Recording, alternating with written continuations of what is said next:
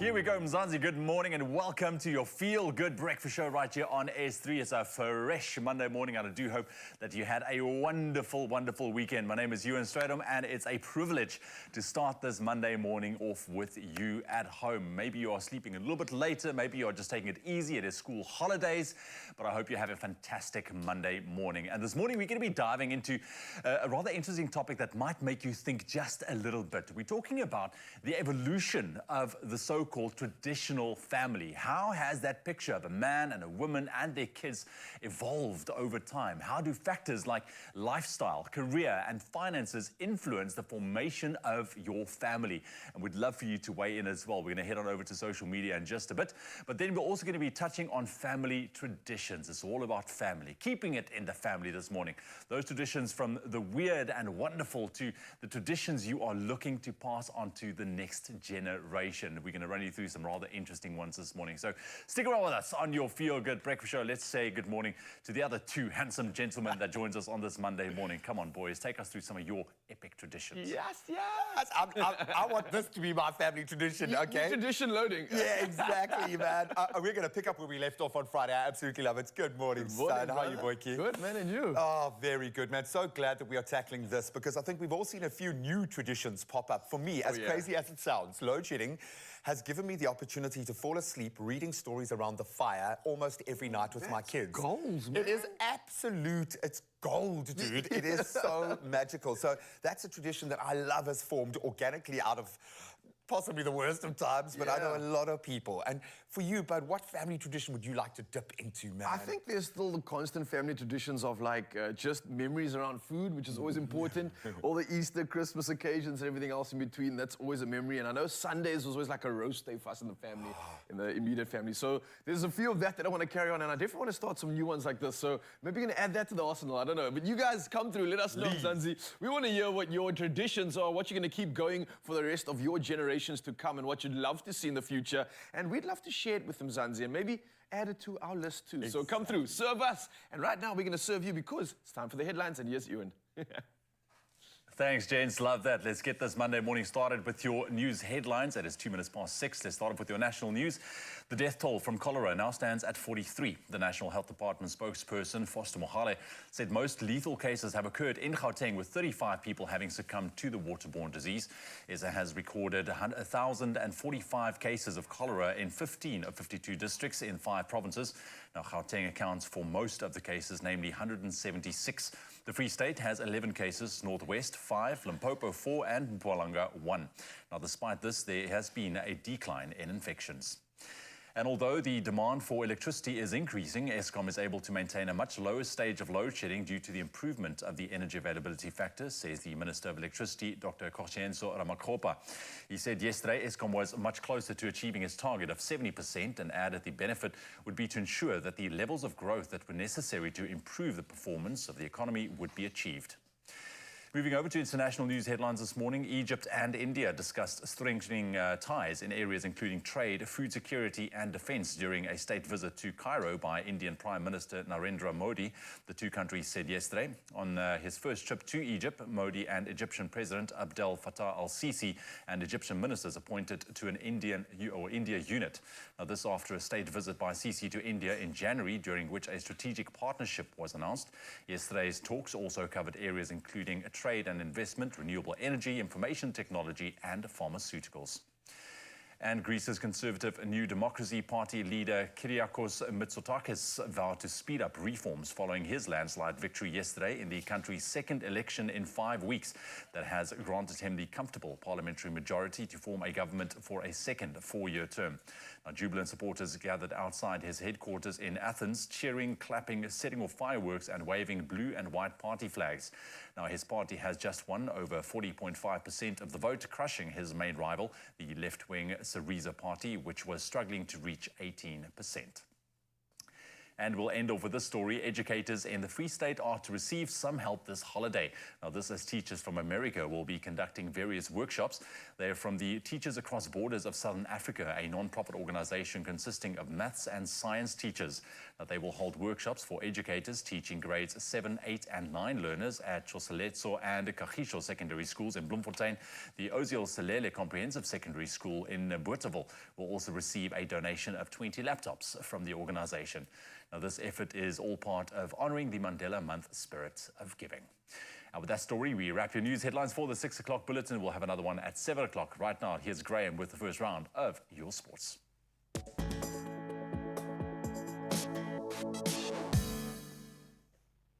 Thank you so much, Ewan. Let's kick it off with rugby and the good and the bad at the same time. Yes, there were some good moments and some below-par moments for our junior Springboks in the opening encounter, their 33-23 win over Georgia on Saturday.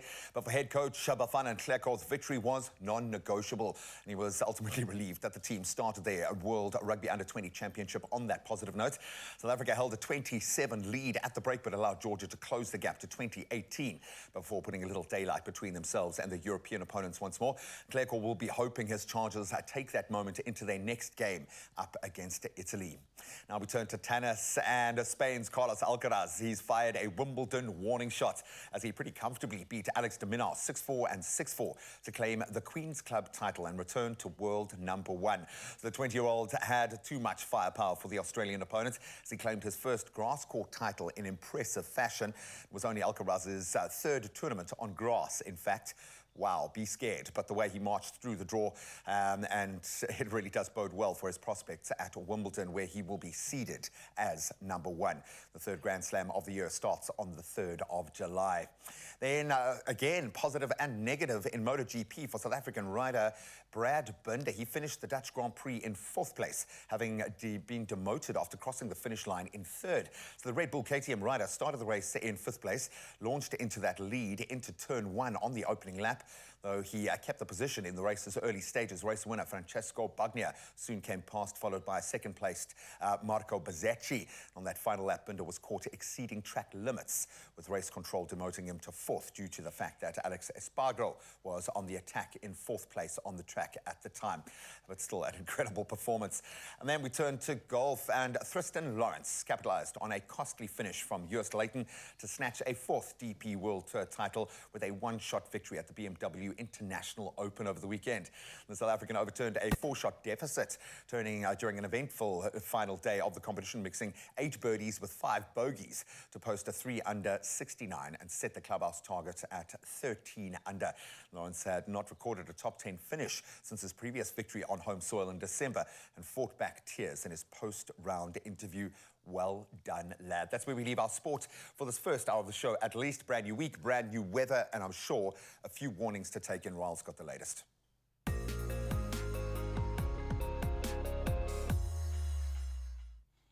Thank you so much, Sheeman. Yes, let's take our first look at the weather this morning. And first up, let's report on weather news. Now, wind and rain will continue to fall over the Cape provinces this coming week.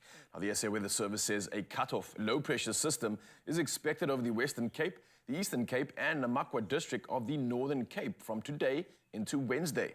Now, the public and small stock farmers are advised that cold, windy, and wet conditions are expected with possible snowfall on some mountaintops on Wednesday. Meanwhile, the R303 that connects Citrusdal with the N7 on the Cape West Coast has been reopened to traffic. Now, the road was closed after it was damaged due to the flooding of the Olifantsrivier, and heavy rain that fell over parts of the Western Cape about a week ago led to extensive damage to roads and other infrastructure. However, the residents of Citrusdal have now again been reconnected with the outside world. Well, from our weather news, it's time to head to those temperatures right now. And starting us off, we head to Polokwane. Now, your day started a low of 4 up to a high of 23 degrees. Sunny skies can be expected, much the same for Mbombela, 10 up to a high of 28 degrees.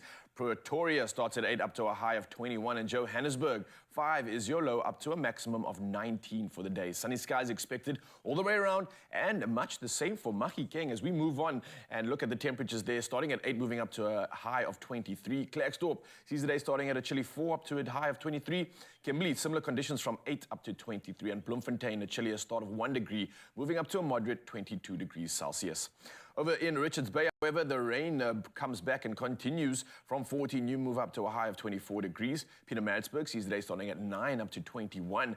Durban brings a lot of rain from 17 to 21 degrees. And Mthatha, the rain continues from 11 up to a high of 19 degrees Celsius. Carrying on around the coast to East London, and it looks like the rain continues, but gratefully so. Let's hope it lands in the catchment areas. 13 is Yolo, up to a high of 16 degrees.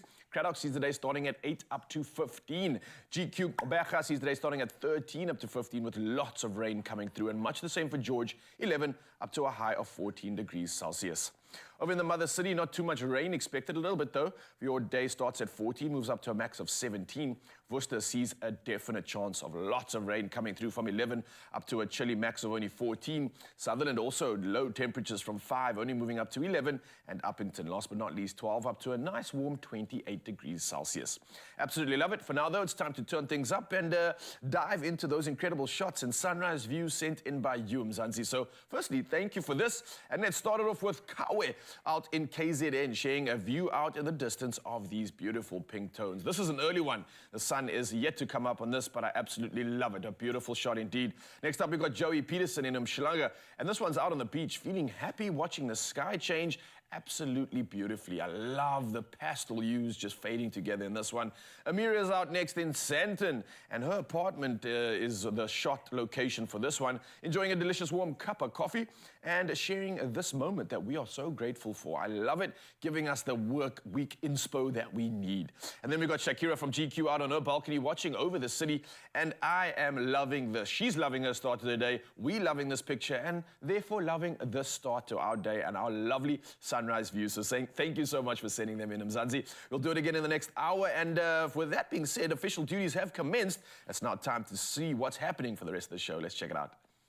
We're doing a deep dive, my friend, into family traditions and what that family model looks like. Maybe you live in an unconventional or so-called unconventional model right now, and it just feels right. We want to hear from you. 063-408-8863.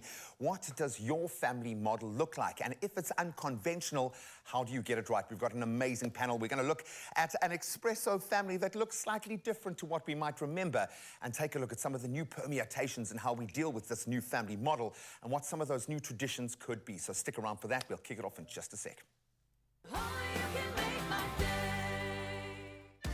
We have exciting news for all you young chefs. Yes, you guessed it. The Excella Young Chef Competition is back. If you are a qualified chef with at least 3 years of experience, are under the age of 35 and have a confident TV personality, then enter to stand a chance to compete for a 20,000 Rand cash prize and that coveted title of Excella Young Chef for 2023. Just follow the Excella Young Chef Competition link on the Afternoon Express's Facebook, Twitter or Instagram pages, or on our website.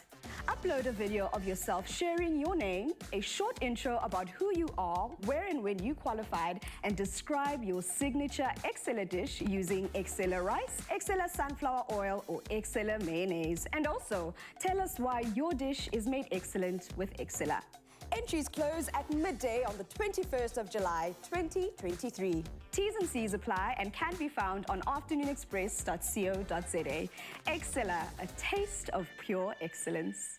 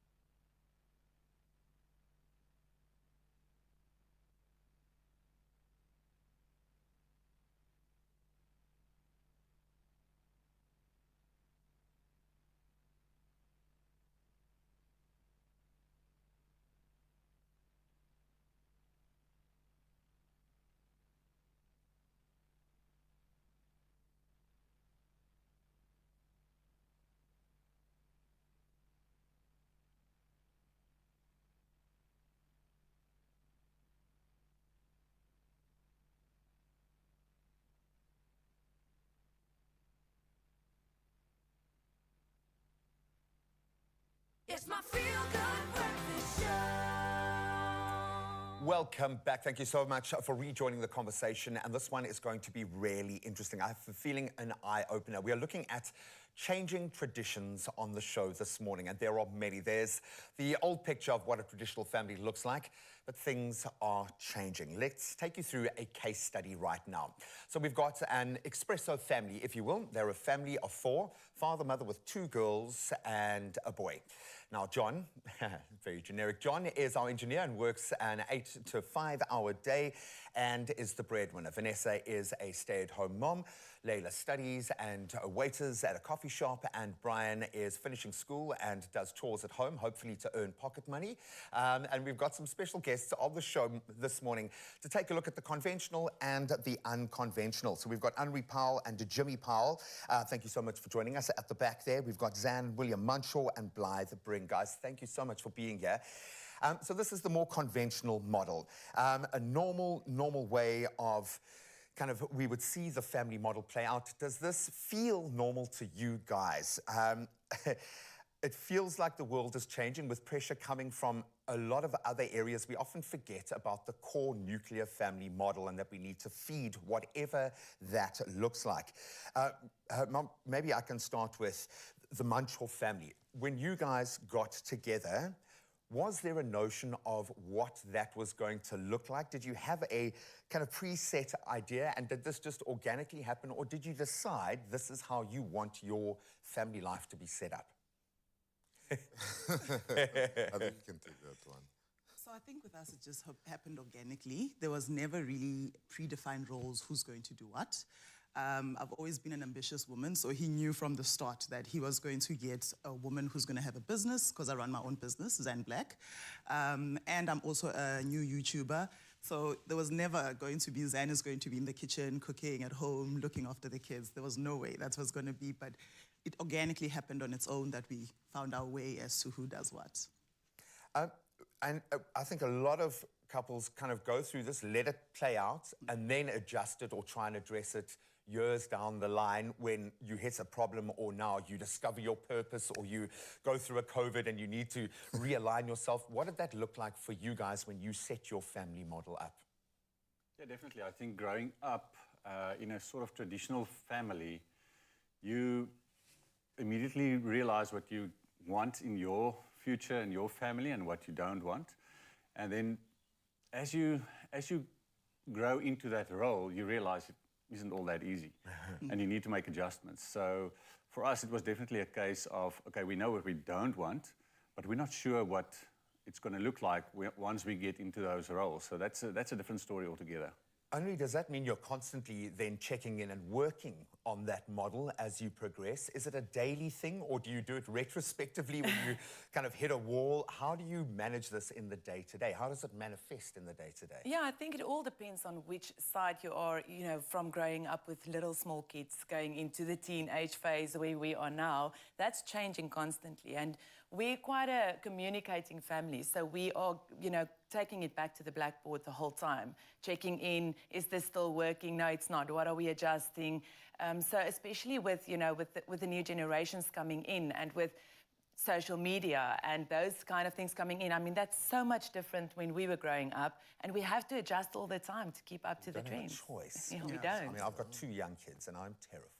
I am terrified with that conversation where my son comes and says, I'm working off planet, Dad. I'm going to go work on Mars for a couple of years. Is that okay? It's only going to cost about $3 million for the flight ticket. But a lot of this says, Blythe, that we are doing what we know from when we were kids. How much of this informs, for the good and for the bad, because often a negative experience as a child can push you in a completely opposite direction, or you just live out what you know to be true, basically your family model. How do we build this model? Is it something that we're a slave to, or can we be proactive in that sense? I think if you look at how everyone is at the moment in the current times, we're definitely proactively changing the set norms. People are learning to understand their own individual needs, and then they're going to work together and figure out what works best for them. If you have somebody who is like a male who's more of a caretaker than the female, that shouldn't be something that is judged. If they work together and they work well together and they raise a happy family, then that's what's more important. Yeah, I love the fact that we're starting to almost look at it like a little business and who's got the critical skills to operate in those areas. And it's okay to be a bit of both. You can still be a working mom and a mom. Correct. And you can be a stay-at-home dad and a dad. You can be those archetypes in an emotional, a spiritual, a physical sense and play multiple roles. I love the fact that family traditions and that family model is changing. We want to hear from you. 0634088863. What does your family model look like? Interesting, indeed. Thank you very much, Graham. Now we're going to be taking a look at those family models and what it looks like today and how it's changed in just a little bit. But right now we want to single out one particular person in that family, and that is the dad. We're going to shine that spotlight on dad right now with our Panado dose of care. Introducing new Panado Pediatric Syrup 5ml sachets. They're really convenient to pack and easy to use, so you're always prepared for pain and fever, anytime, anywhere.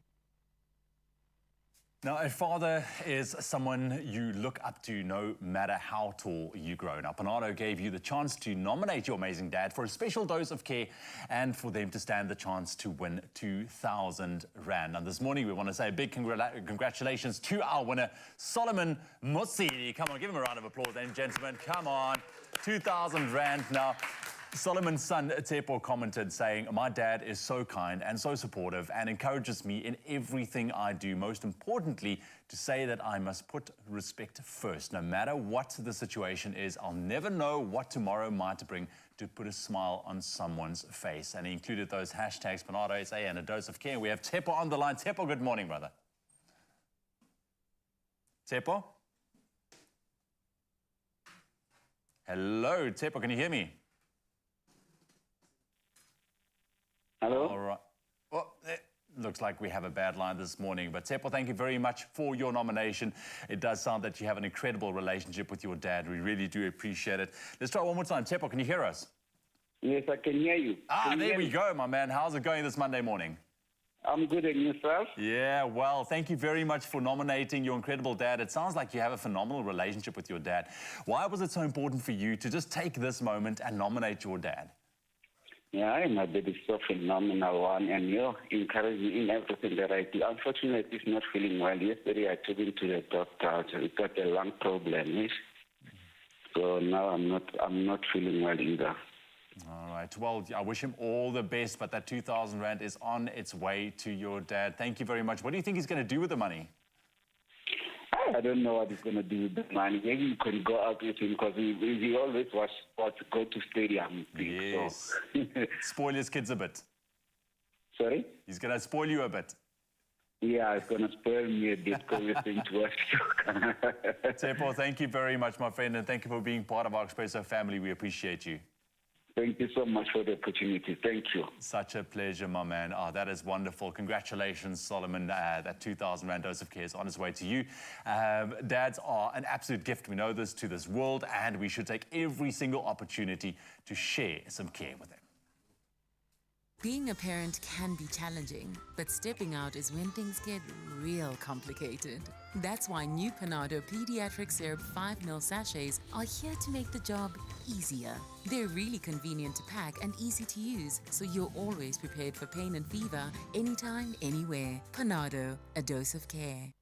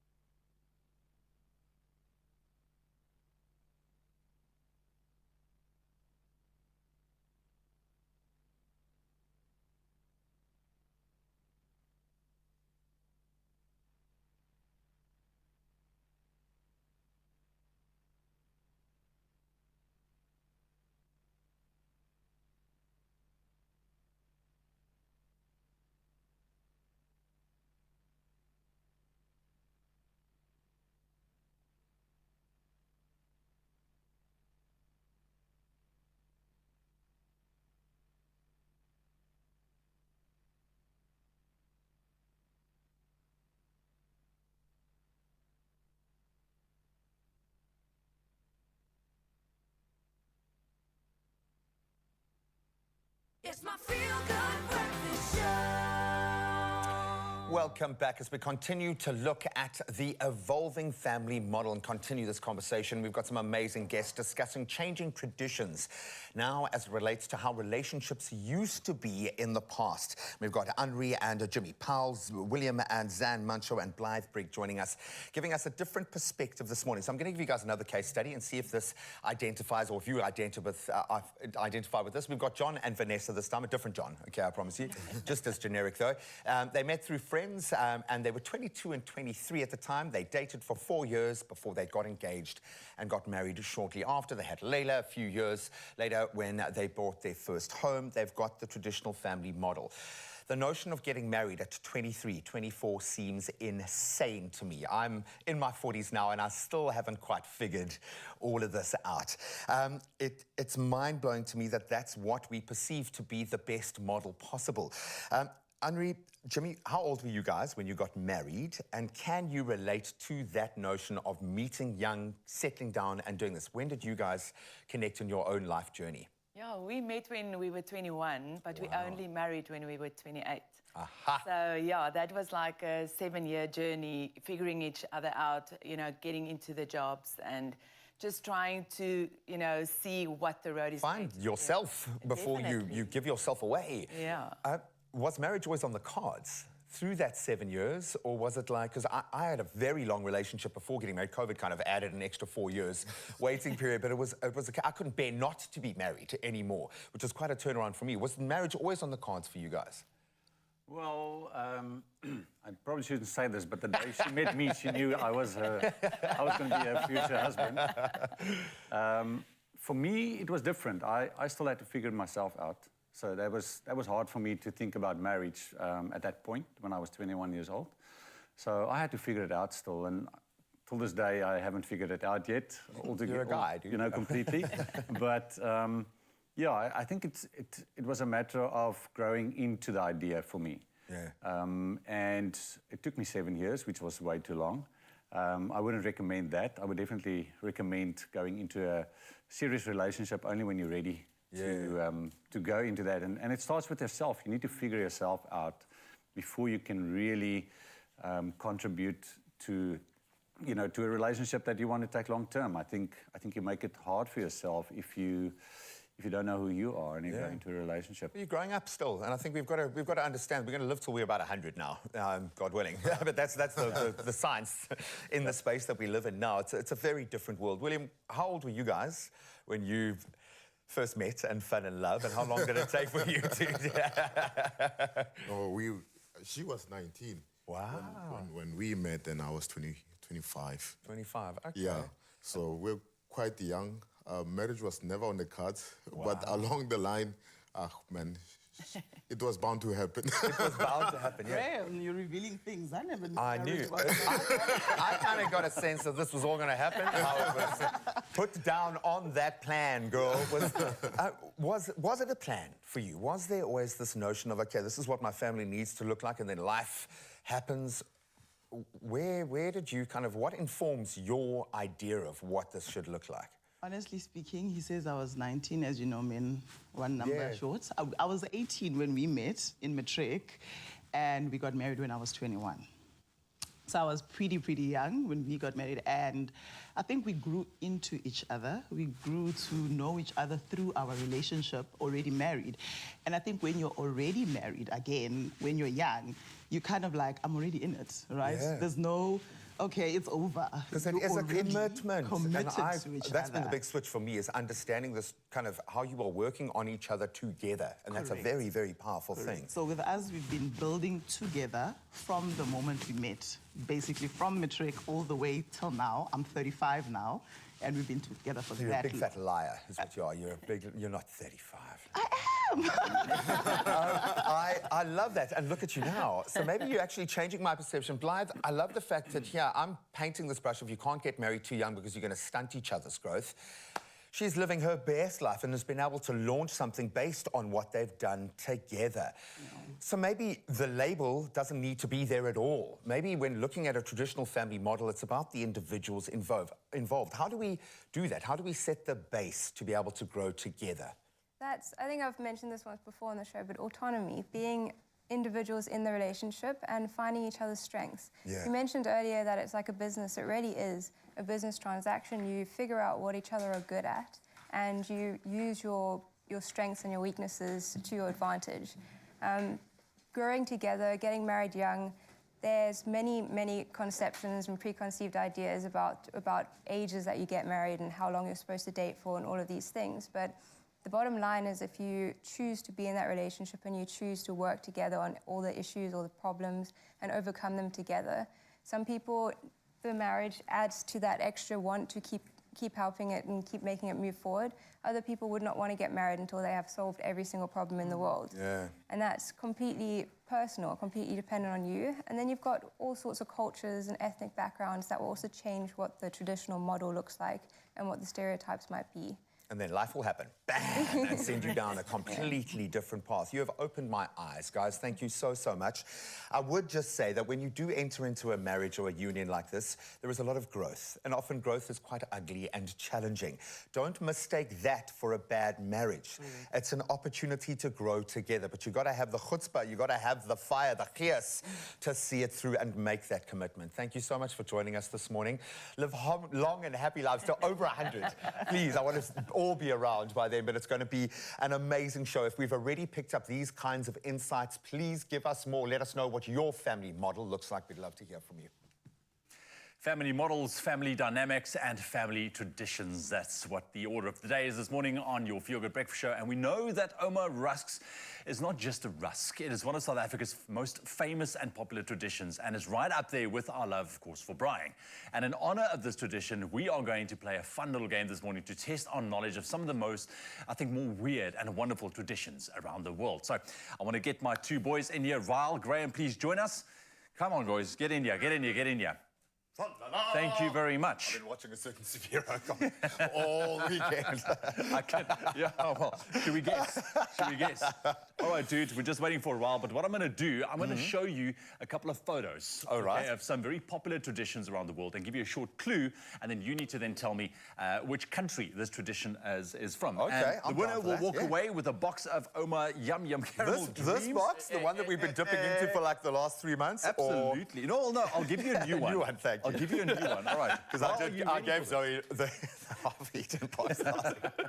Really? Sorry, you? Well, officially first time on screen together. Monday, cheers. Good morning, good morning. Cheers. Is it acceptable to cheers with coffee?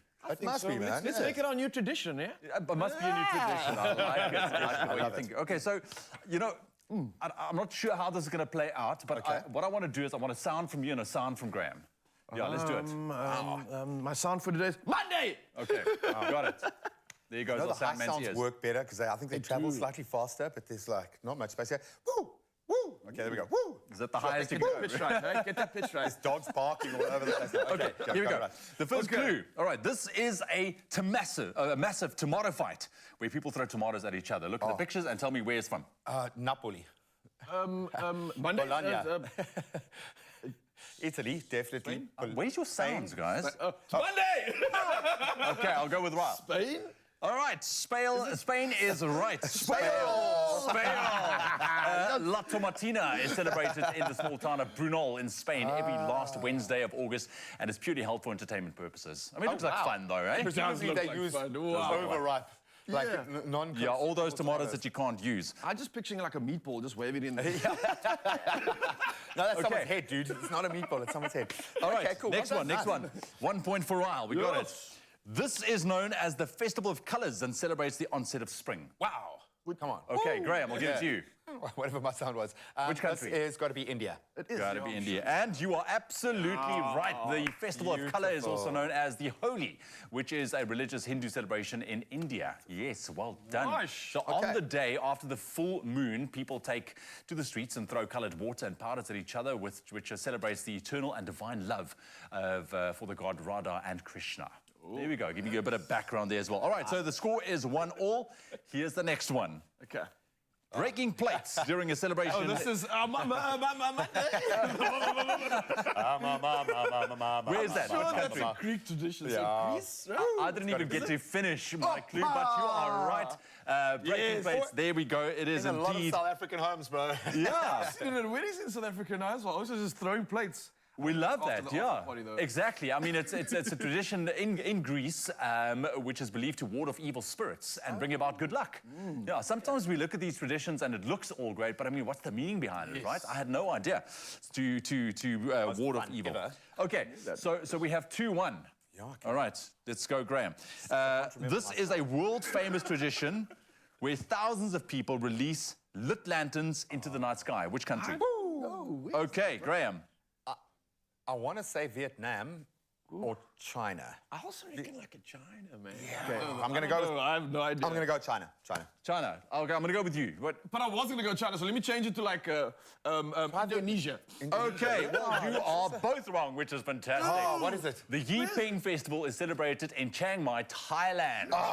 You were close. You were close. It takes place on the full moon night of the 12th month of the Thai lunar calendar, usually in November, and it is celebrated to release negative energy and wish for good fortune in the coming year. Okay. All right. I'm going to take you guys there. That's still kind of awesome, even here. man. This is the decider. All right. Each year, the small town has a cheese rolling and chasing competition. Only the Irish or the Scottish. I was going to say, looks like the Scottish. I'm going to say Scotland. Okay. I'm going to go with Ireland then, but I think you're right. Oh, gosh. Dude, I would think you would get this, man. What is it? Really? You know, it's the Cooper's Hill cheese roll and Wake. I mean, it's super famous, held in Gloucestershire, England. Yes. Now, this annual event is considered as one of the world's most dangerous sporting events because people chase a large roll of cheese down a steep 180-meter hill. Can she ankle? I'm just thinking the first time that happened, someone dropped their cheese and it started and they're like, get the cheese. And then the whole town was like, my cheese. wow, the cheese. Okay, so it's a tie. It's a complete tie. Glad you accept that, man. But you guys are going to have to share a box of Oma Rusks. Oh, no. Okay, we can fight it out. I think you guys can fight it out, but at least you know what some of these traditions actually stand for. And now it's your turn at home to win. To enter, tell us what your favorite South African tradition is. And you can enter on our Expresso Facebook, Twitter, or Instagram pages using that hashtag #MoreThanARusk. And one lucky person will stand the chance to win an Oma Rusks hamper plus 2,000 Rand in cash. T's and C's do apply, and you can be found on our website, expressoshow.com. Do we feel money as well? No, you get some rusks and a coffee. I would have tried a little bit harder. I'll tell you. Yeah. Actually, and you walk away with knowledge this morning. We'll see you after the break.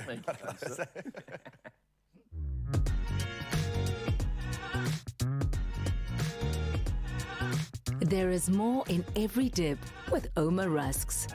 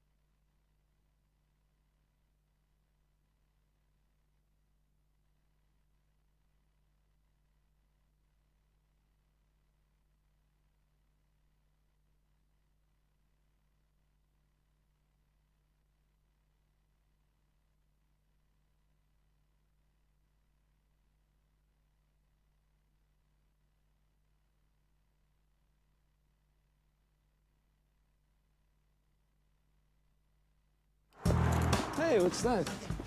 This is Octifex, a new accessible platform to trade Forex on global markets. Cool.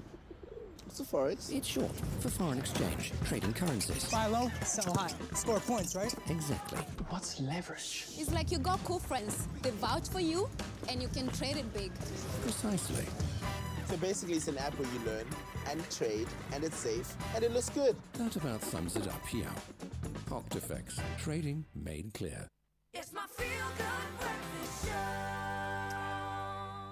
Welcome back. Yes, there was sport. You can tell we forgot how to speak because there's been so little sport to talk about. No, we love the fact that the sport that happened this weekend was big, and for the Cheetahs, massive. They produced a masterclass of pressure play to claim their 7th Currie Cup title and dethrone the Pumas 25-17 in that final in Bloem. So well done, Free State. That side have done a brilliant, brilliant job this entire season, outscoring the defending champions 3-1 to win their first Currie Cup since 2019. And deservedly so. And here to dissect all of the action is our sports writer, Mobeen Mohammed. Mobeen, welcome back to the show, my friend. Not a huge amount of sport to talk about, but the sport that's happening momentous, certainly for the Cheetahs. Brilliant season, brilliant culmination of that season. A lot of talk around this team right now. They must be kind of thinking like, oh, they should be in a few other competitions, possibly. What do you make of their final performance this season? Well, firstly, good morning, Graham. Thanks for... Morning, my man. Thanks for having me on Expresso again. Yes, for the Cheetahs, well, they were a bit hard done a couple of years ago, you know, when they were taken out of the Pro 14 that time called the URC, and they felt a bit aggrieved by SA Rugby at that time. So and rightly so, man. And they were a winning franchise. They're basically South Africa's second favourite side. You know, everyone always supports them as a second favourite team over the years because of the brand of rugby they play. It's always exciting. It's always fast. It's always running rugby. Just touching on this game, I mean, this final.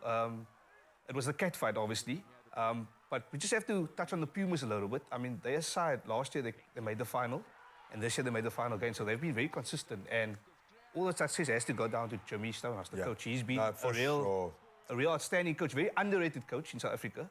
And just heading back to the Cheetahs. Probably one of the best track records out of any South African coach, despite having about a third or less of the resources that the other coaches do. His budget is very limited. He's got very limited players, players, and many of these players are leaving to bigger unions. I mean, Diego Paulus already signed for the Sharks. So every franchise owes Jimmy, actually. Every franchise does. You're looking at these players. I mean, we've been talking about Ruan back in a Bok 10 jersey. I mean, he's had a resurgence, signed for another year. He must be loving it. Yes, at 39 years old, he's just signed a one-year contract. As you said, special player. I mean, many people thought he would be called up to the box squad now, but Elton Yankees is obviously called up. But I wouldn't be surprised if he gets called up if there's another injury that happens. Exactly, because he's 39 years old, he still has it, and he showed this weekend he can play at fly-off, and even last weekend against the Bulls as well.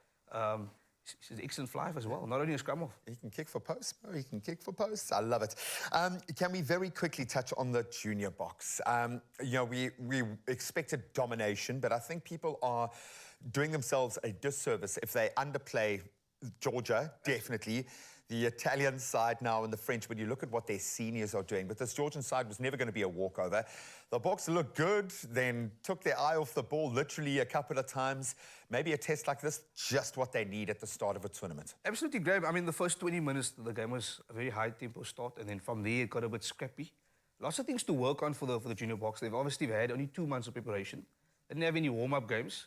With Georgia had a warm-up game. They beat England in the warm-up, so they've had a bit of a good preparation coming into this IRB. But as you said, Georgia, Italy, all these kind of sides, France, they're looking very strong for this Junior World Cup. And South Africa's got their work cut out, you know. On Thursday, we're playing Italy, the next game.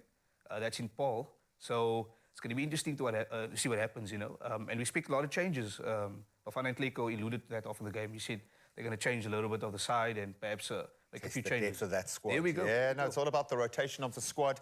Buddy, I'm so happy that you were there to experience all of this for us on our behalf.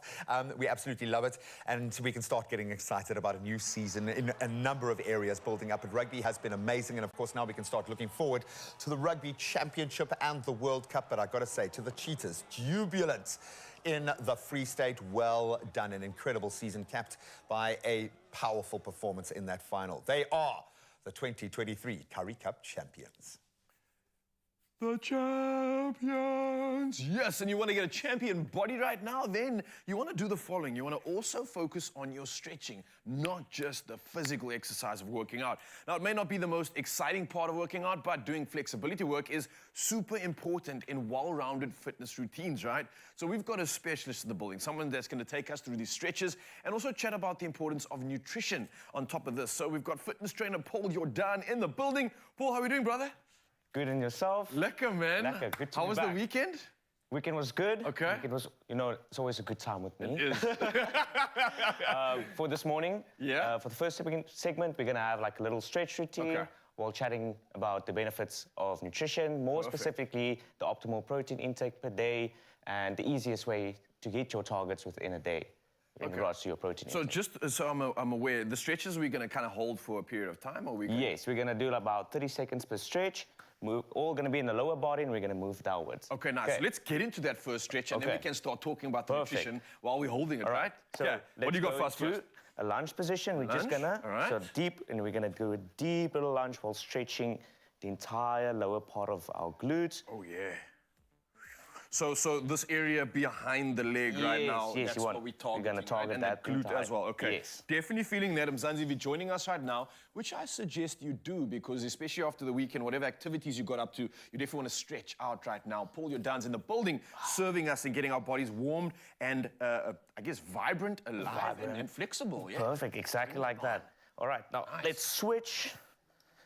Other side. Over to the other side. And while we're holding that, brother, so let's talk about this nutrition, because the way I understand this, that the training is only, what, like 10% of the game? The nutrition is where Obviously, it's nutrition at, right? is literally 70% of your results. Okay. 20% would be your training, 10% would be your sleep, right? Okay. So when it comes to nutrition, your three base macro sources within your day would be your protein, your carb, and your fat intake. While protein is one of, well, I would say is your most important macronutrient per day. Why is that? Is that the one involved with the muscle? Yes. No. Like, obviously, it depends on the body type and depends on your goals. Yeah. But let's say research recommends 50 grams of protein for an adult per day. Okay. That is recommended, but the optimal protein intake per day would be 1.6 to 2.2 grams of protein per kilogram of muscle mass per 0.6 day. to 2 grams per kilo. So let's say on average someone weighs 70 kgs, they're going to be needing to take about, what, 140 grams of protein a day, right? That is correct. Obviously, it depends on the person's goal, right? All right. And there's a lot of things that plays a role. Let's say your age, your fitness goals, your activity levels. Yeah. There's a lot of things that plays a role. But it also, like, one of the most important things about your protein intake and optimal protein intake per day is you can also aid in your weight loss. Yes. You can aid in your weight loss. That is a big thing.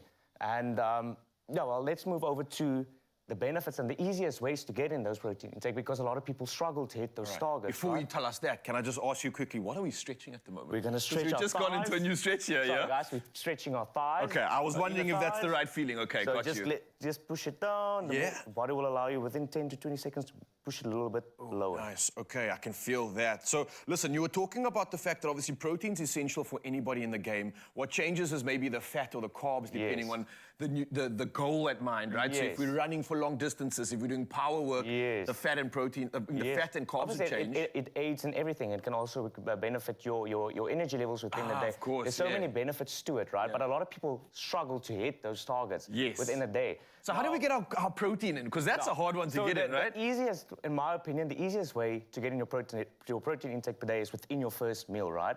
So where a lot of people go wrong is within their first meal of the day, they will rather eat a cereal source. And let's say for interest's sake, you eat a cereal source within your first meal, right? Your average cereal source will get you about 5 to 7 grams max of protein intake within that meal, while that can almost be around 400 to 500 calories within that one meal. Now, the easiest way to replace that would be to add 3 to 4 eggs, or to replace that with 3 to 4 eggs. That immediately pushes it up to 22 grams of protein. Nice. It's not necessary. Now, what a lot of people will try to correct me is like, the egg yolk within an egg contains a lot of cholesterol, right? But if you take out the yolk, there's still 3.7 grams of protein within that egg. So if you still eat 4 eggs, that is still about 14 grams of protein just by eating the egg whites. Just by eating the egg white alone. Now, the easiest way to take that is to, let's say, instead of eating cereal, you have a protein shake in the morning. where you can have your egg whites, or like, let's say 2 full eggs, 2 egg whites, a protein powder of your choice. What I usually like to do is I like to throw in a teaspoon of coffee, and I like to throw in some peanut butter, you know, just to make it thick, and then a banana or an apple or fruit of your choice. I love that will come around like 500, 400 to 600 calories, same calorie range as your average cereal. But you got more protein. But you got about 40 to 60 grams of protein in your first meal of the day. From there on forward, you can play around with your meals and just make sure, depending on your goal, eating in a calorie deficit or in a surplus, depending on whether you want to lose weight or gain weight. Or get up muscle. All right, so this is starting to make sense. And Zanzi, I hope you enjoyed this little educational session while we are also stretching at the same time. So as you can see, we were stretching the lower body, getting primed up and getting our mobility on for later on, because Paul Jordan is going to take us through a proper workout and I think get these legs fired up. Now that we've got nutrition ticked, let's get our workout and firebox ticked. See you in just a bit. Nice stuff, man. Appreciate it, brother. Gonna leave me hanging. Thank you, never.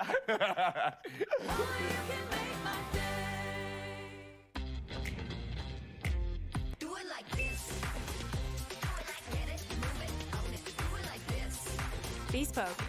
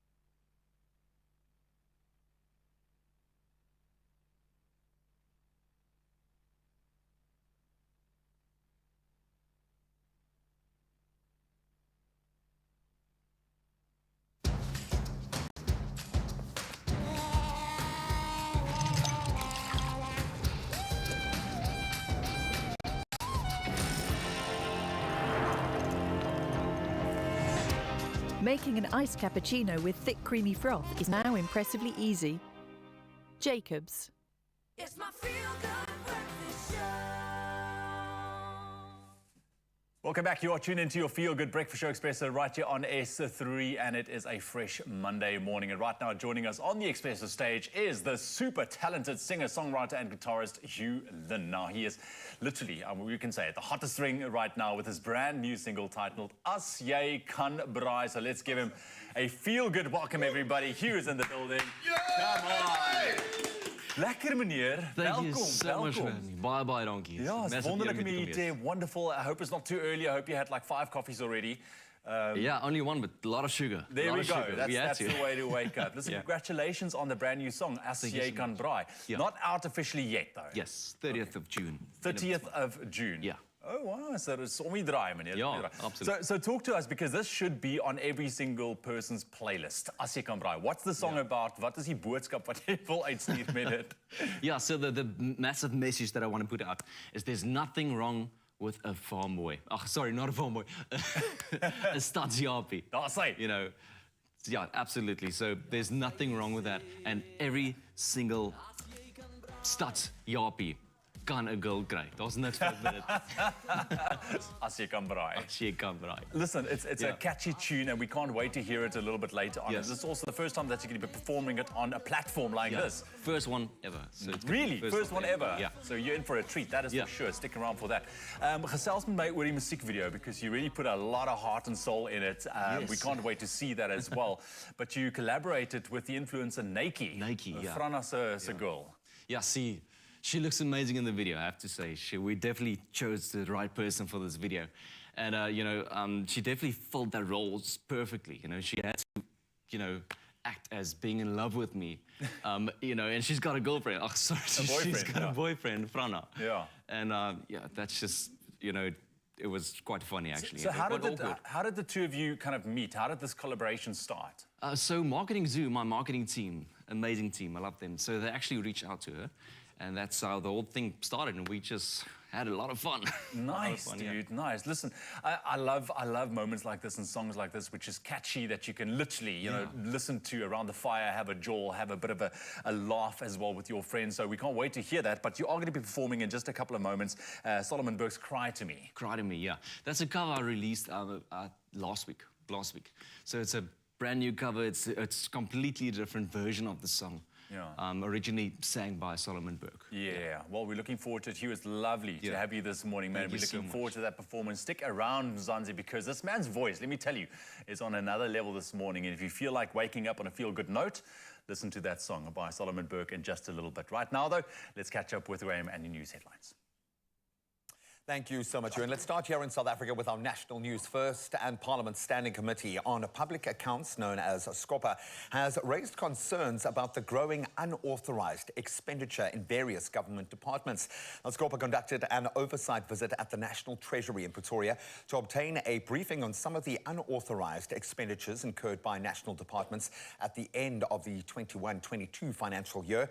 The departments include cooperative governance and traditional affairs, basic education, transport, and the Department of Water and Sanitation. We'll certainly watch that space. Now, sadly, the death toll from cholera now stands at 43. The National Health Department's spokesperson, Foster Mogale, said that most lethal cases have occurred in Gauteng, with 35 people having now succumbed to the waterborne disease. South Africa has recorded 1,045 cases of cholera in 15 of the 52 districts in 5 of our provinces. So Gauteng accounts for most of those cases, namely 176. The Free State, 11 cases. The Northwest has 5, and then Limpopo 4, and in Mpumalanga 1. Now, despite this, there has been a decline in infections. Now, casting a wider gaze on the international news front, the Russian Deputy Minister of Foreign Affairs, Andrei Rudenko, is holding talks with China on so-called international issues of common interest. Now, it's not clear when Rudenko arrived in Beijing, nor is it clear whether the visit is in response to the uprising by members of the Wagner mercenary group.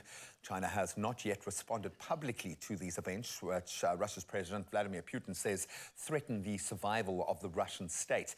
Now, the advance of the Wagner forces was halted yesterday after mediation by another Putin ally, Alexander Lukashenko of Belarus. Now, Egypt and India have discussed strengthening ties in areas including trade, food security and defense during a state visit to Cairo by Indian Prime Minister Narendra Modi. The two countries said this yesterday. On his first trip to Egypt, Modi met Egyptian President Abdel Fattah al-Sisi and Egyptian ministers appointed to an India unit. This after a state visit by Sisi to India in January, during which a strategic partnership was announced. Now, yesterday, talks also covered areas including trade and investment, renewable energy, information technology and pharmaceuticals. Now we head to Canada, or Toronto to be exact, and they will soon decide on their next mayor. So after revelations of extramarital affairs ousted a city's longtime leader, a 101 names list of names will be on the ballot, including Molly the dog, believe it or not. Now the 6-year-old wolf husky canine, that's going to get a few votes from our side, and owner Toby Heaps are promising to, quote, stop the salt attack on roads during winter because they hurt the paws of tender-footed canines like Molly. that's heartbreaking. Now, if he wins, he says he'll designate Molly as the city's first honorary dog mayor, adding, and again we quote, City Hall will make better decisions if there's an animal in the room. I think a lot of people are nodding their heads right now, and dogs, they are the right custodians for this, but that's where we leave our news headlines for now. I doubt there are going to be any dogs in the sport, but hey, who knows? Let's find out.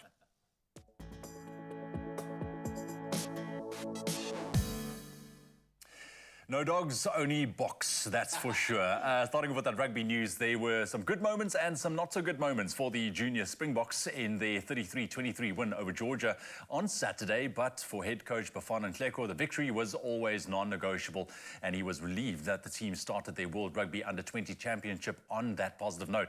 Now, South Africa held a 27 lead at the break, but allowed Georgia to close the gap to 2018 before putting daylight between themselves and their European opponents once more.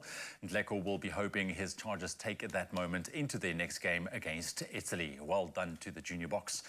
Then in tennis news, Spain's Carlos Alcaraz fired a Wimbledon warning shot as he comfortably beat Alex de Minaur in 6-4 and 6-4 to claim the Queen's Club title and return to the world number one.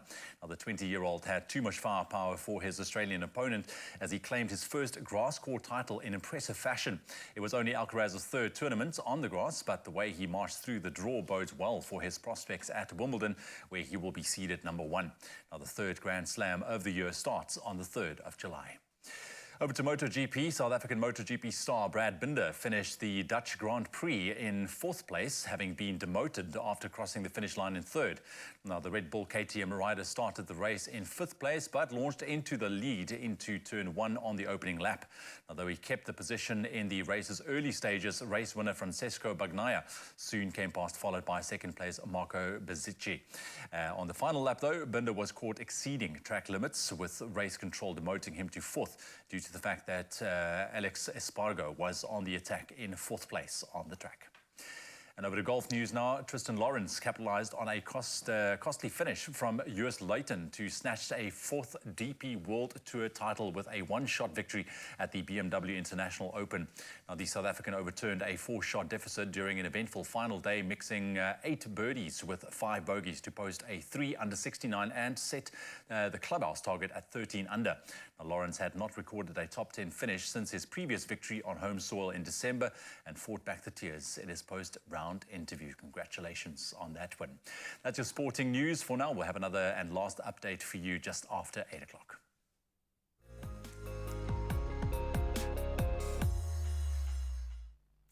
Thank you, and it's time to, of course, take our first look at traffic this morning and reporting in Diepkloof. Now, Johannesburg is the area, and there's protesting on the N1 and the N12 at the Diepkloof interchange. So please, again, use an alternative route this morning if you are in the area. Carrying on with our warnings on the road, Midrand Johannesburg is where we are next, and there's a stationary vehicle on the N1 northbound at Allendale Road. Now, again, the left lane is affected, so do expect delays. And for anybody heading out on the roads, plan your route accordingly, buckle up, and stay safe. For now, though, it's time to head from the road to the sky and see what's happening the latest when it comes to weather.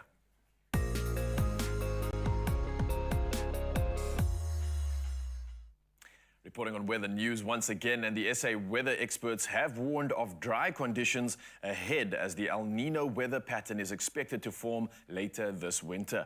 Now, a group of climate change experts led by the Extreme Climate Events Research Alliance recently held the El Nino 2023 Summit at Pretoria University, which seek to share information about the potential implications on agriculture, food security, and associated economic impacts. Now, the multi-model rainfall forecast indicates above normal rainfall for most of the country during winter. Now, that's June, July, and August, and all the way through to early spring, which is August, September, and October. Now, this is still only relevant for the southwestern parts of the country during winter, but also relevant for the eastern coastal areas during spring. Now, minimum and maximum temperatures are expected to be primarily above normal countrywide for the forecast period. Now, Dr. Mokele Mulietsu is the Agriculture Research Council and told the summit that SA was slowly shifting to drier conditions. Well, speaking of those conditions, let's take a look at the conditions around the country right now and dive into those temperatures. Now, we're starting off from Polokwane, the day starting at a low of 4 up to a high of 23 degrees with lots of sunshine. Mbombela, the sun continues from 10 up to a high of 28 degrees. Pretoria sees the day starting at 8 up to a high of 21. And Johannesburg, 5 is your low up to a high of 19 with the sunny skies all around. Over to Mahikeng now, the day starting at 8 up to a high of 23 degrees. Sunny skies carrying on. And the same for Klerksdorp, a chilly start of 4 up to a moderate 23 degrees. In Kimberley, start off at a chilly 8 but move up to a nice moderate 23 degrees. And Bloemfontein, similar conditions starting at a chilly 1 degree to start the day up to a maximum of 22. Around the coast now and over to Richards Bay where it seems it's wetter conditions. 14 is low up to a high of 24 degrees. In Pietermaritzburg, they're starting at 9 up to 21 rainfall expected, but a lot more rainfall in Durban. From 17, you move up to a maximum of 21 degrees. In Mthatha, the rain continues. 11 is your low up to a high of 19. And as we carry on around the coast, over to East London, we can see the rain continuing quite a bit now. From 13, you move up to a high of 16 degrees. Cradock sees the day starting at 8 up to 15. GQ Gqeberha sees the day starting at 13 up to 15 with lots of rain, and much the same for George. 11 is your low up to a high of 14 degrees. Carrying on in the coast and over to the mother city now, 14 is your minimum temperature and only moving up to a max of 17.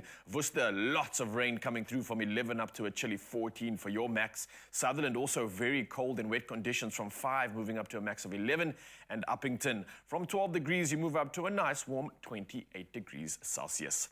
For now, though, we move from our temperatures to the best part, our sunrise views. Let's start off this edition with a Reikis shot from Brits. And it was a spectacular moment of the bold orange horizon coming through Reiki. Beautiful stuff indeed. Golden moments captured. Yeah, I love it. We've got Tacy coming up next in Valtdrift. And this one was while stepping outside to walk the dogs.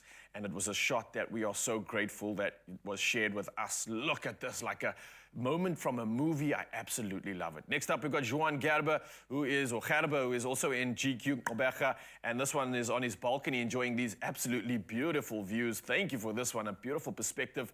And then we've got Silu Bonile heading to work and feeling excited for the day. So having to capture this shot and share it with us was the perfect idea, and we are so grateful for it. Thank you. I love it. And this is an absolutely magic edition of those sunrise views. Keep it coming on 063-408-8863, and we'll do it all again in the next hour and hopefully put a lot of smiles on people's faces. For now, though, let's do exactly that with a beautiful performance. Let's get to it this morning. Joining us on the Expresso stage this morning, singer, songwriter and guitarist Hugh Lynn. He's about to perform for us. He's got a brand new single that's about to release at the end of the month on the 30th of June called As Jy Kan Braai. But for now, stick around. I said to you, wait for his voice. It's going to blow you away. Here he is with Solomon Burke's Cry to Me.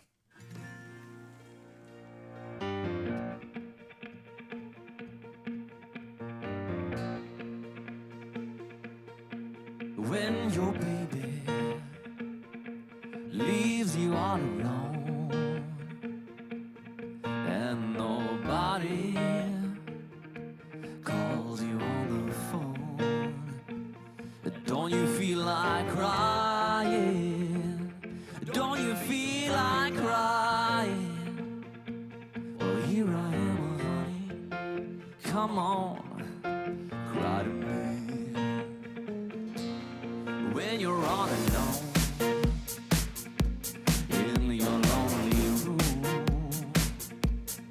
and there's nothing but the smell of perfume, don't you feel like crying?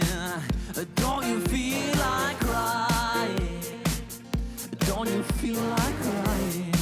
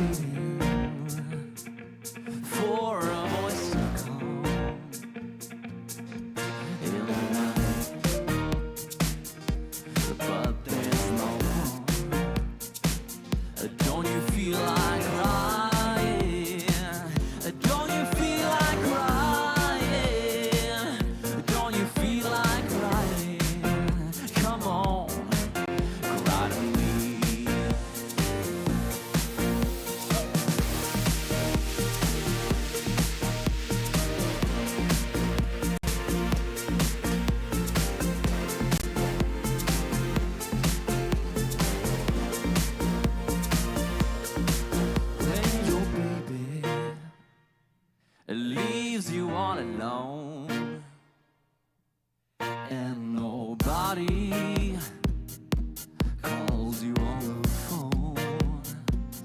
Don't you feel like crying? Don't you feel like crying? Don't you feel like crying? Come on, cry to me. Cry to me. Yes, man.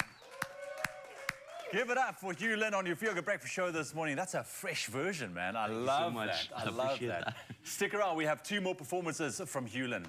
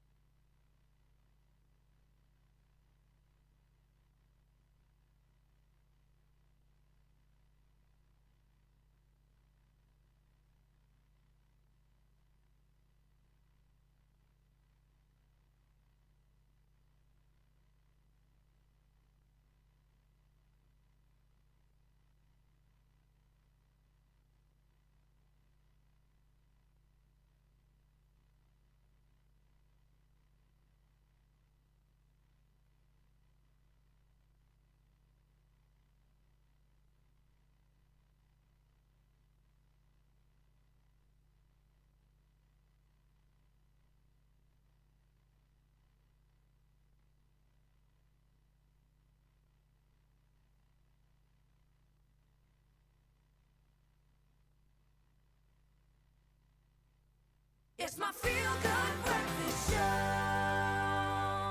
Welcome back. As we look at sport through a slightly different lens, probably the most exciting for me in this current world that we find ourselves in. Now, despite 3 World Cups across 3 different sporting codes, which all have South African representation, women still remain underrepresented in all sports in this country. Now, the best example is at professional levels, where the nation's main sports, cricket, rugby and football, have yet to consider establishing professional domestic leagues for women.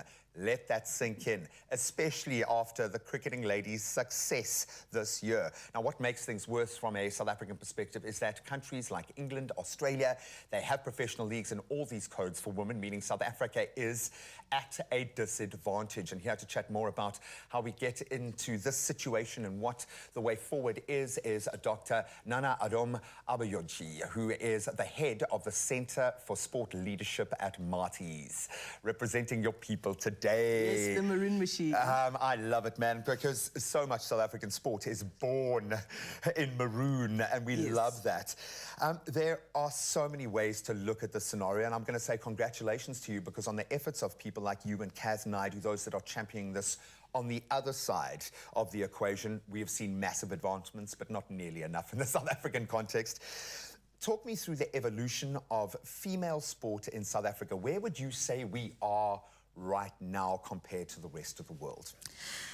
If I look at where we are now, Graham, I think we are probably about 10 years behind the rest of the world. Fair game. The reason I would say that is there is a lack of support when it comes to research for women in sport. When you engage with stakeholders wanting to discuss the problems and issues so that you can identify possible solutions, there is at times a pushback regarding that. So we know the problems, but in terms of addressing and finding solutions... The system doesn't exist.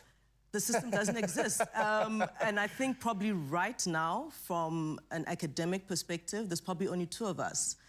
Myself and my PhD supervisor, who's now my mentor, Professor Cora Burnett at University of Johannesburg, who are pushing for this. So here's the crazy thing. So a lot of my mates, great rugby players, nowhere near professional level, got university degrees. Yes. Because of sport. We have seen socio-economic development tools being used through sport to help young boys at the base level. So we know as a socio-economic driver how it's a fast forward. You can do amazing things with this. It's the ecosystem around it that has jobs, has health benefits. There are so many areas, but it needs to lead to the pinnacle of professional sport because TV money drives funding going into all structures of it. How do we shift the professional level? What needs to click? Does the pressure need to come from the sports themselves, from government? How do we inform that transition? The transition would require all stakeholders wanting to engage, coming together and not working in silos. The situation we have now in South Africa is all stakeholders, whether it's university, private sector, government. It's hard to bring them all together to find a working solution.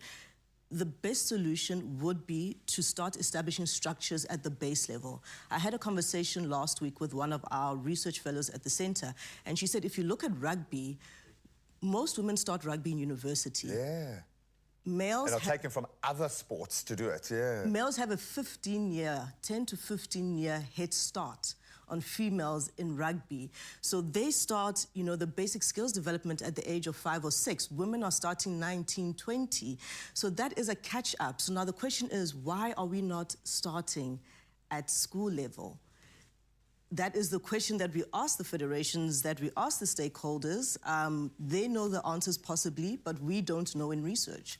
Maybe then it becomes about the individual. And because you've walked this path and have a singular journey, there is something about the power of sport that has shown you the light. You can see, like I can see, the power as a social development tool. I think that holds the key for me.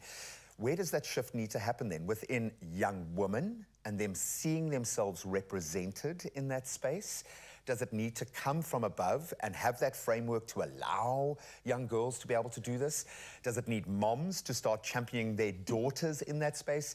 In your heart of hearts, where do you think the shift is going to begin? The shift is going to begin with the average South African. Whether you are living in Constantia or you are living in Gugulethu, it starts with an individual.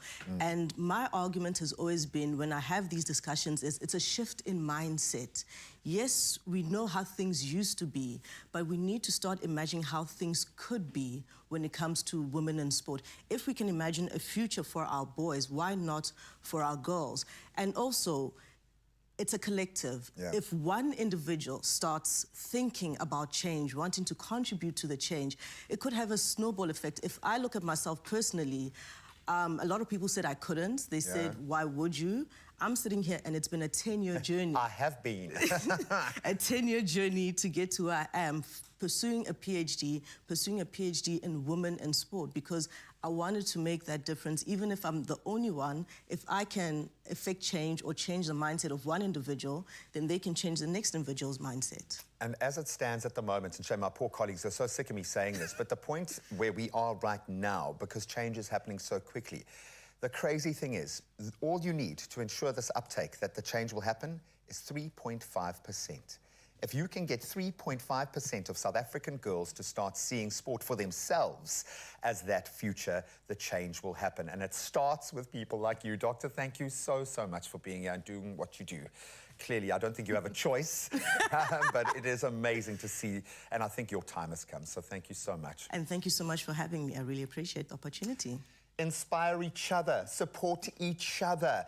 Put the female sports stars that empower you on that pedestal and spread that message. We need to inspire young girls to get out there and discover themselves through sport. Yes, I absolutely love that conversation. It's getting me so excited that it's got me ready to pump up and move once again. And we're going to do exactly that. We've got high-intensity interval training coming at you. And it's a style of training that focuses on explosive, breathless intervals of work with periods of recovery mixed in between it all.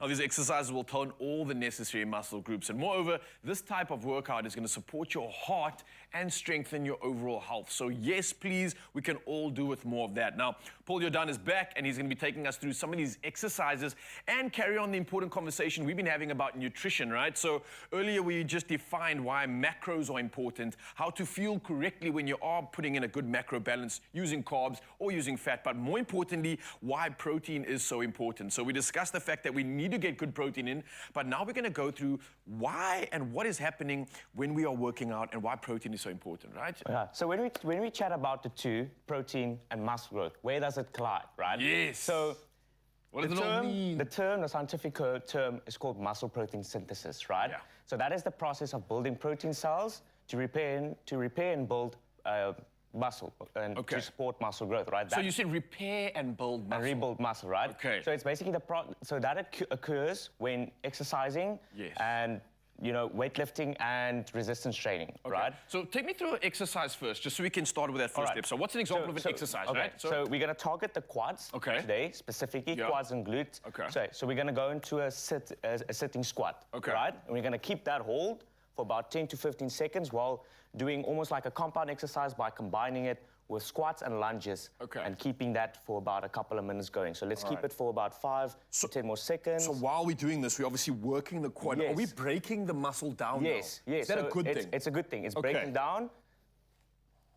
And then obviously once it's broken down, when you spoke about now being protein and protein synthesis, that would mean that after we've broken the muscle down, the protein is then there to rebuild it. And repair it. Okay, Paul, this is making sense. And it's starting to burn. Squats, 10, 1, 2, 3, 4, 5. Oh man, it's burning. 6, 7, 8, 9, 10. Hold. Oh my gosh, hold. Hold. Bro, are you kidding me? Oh!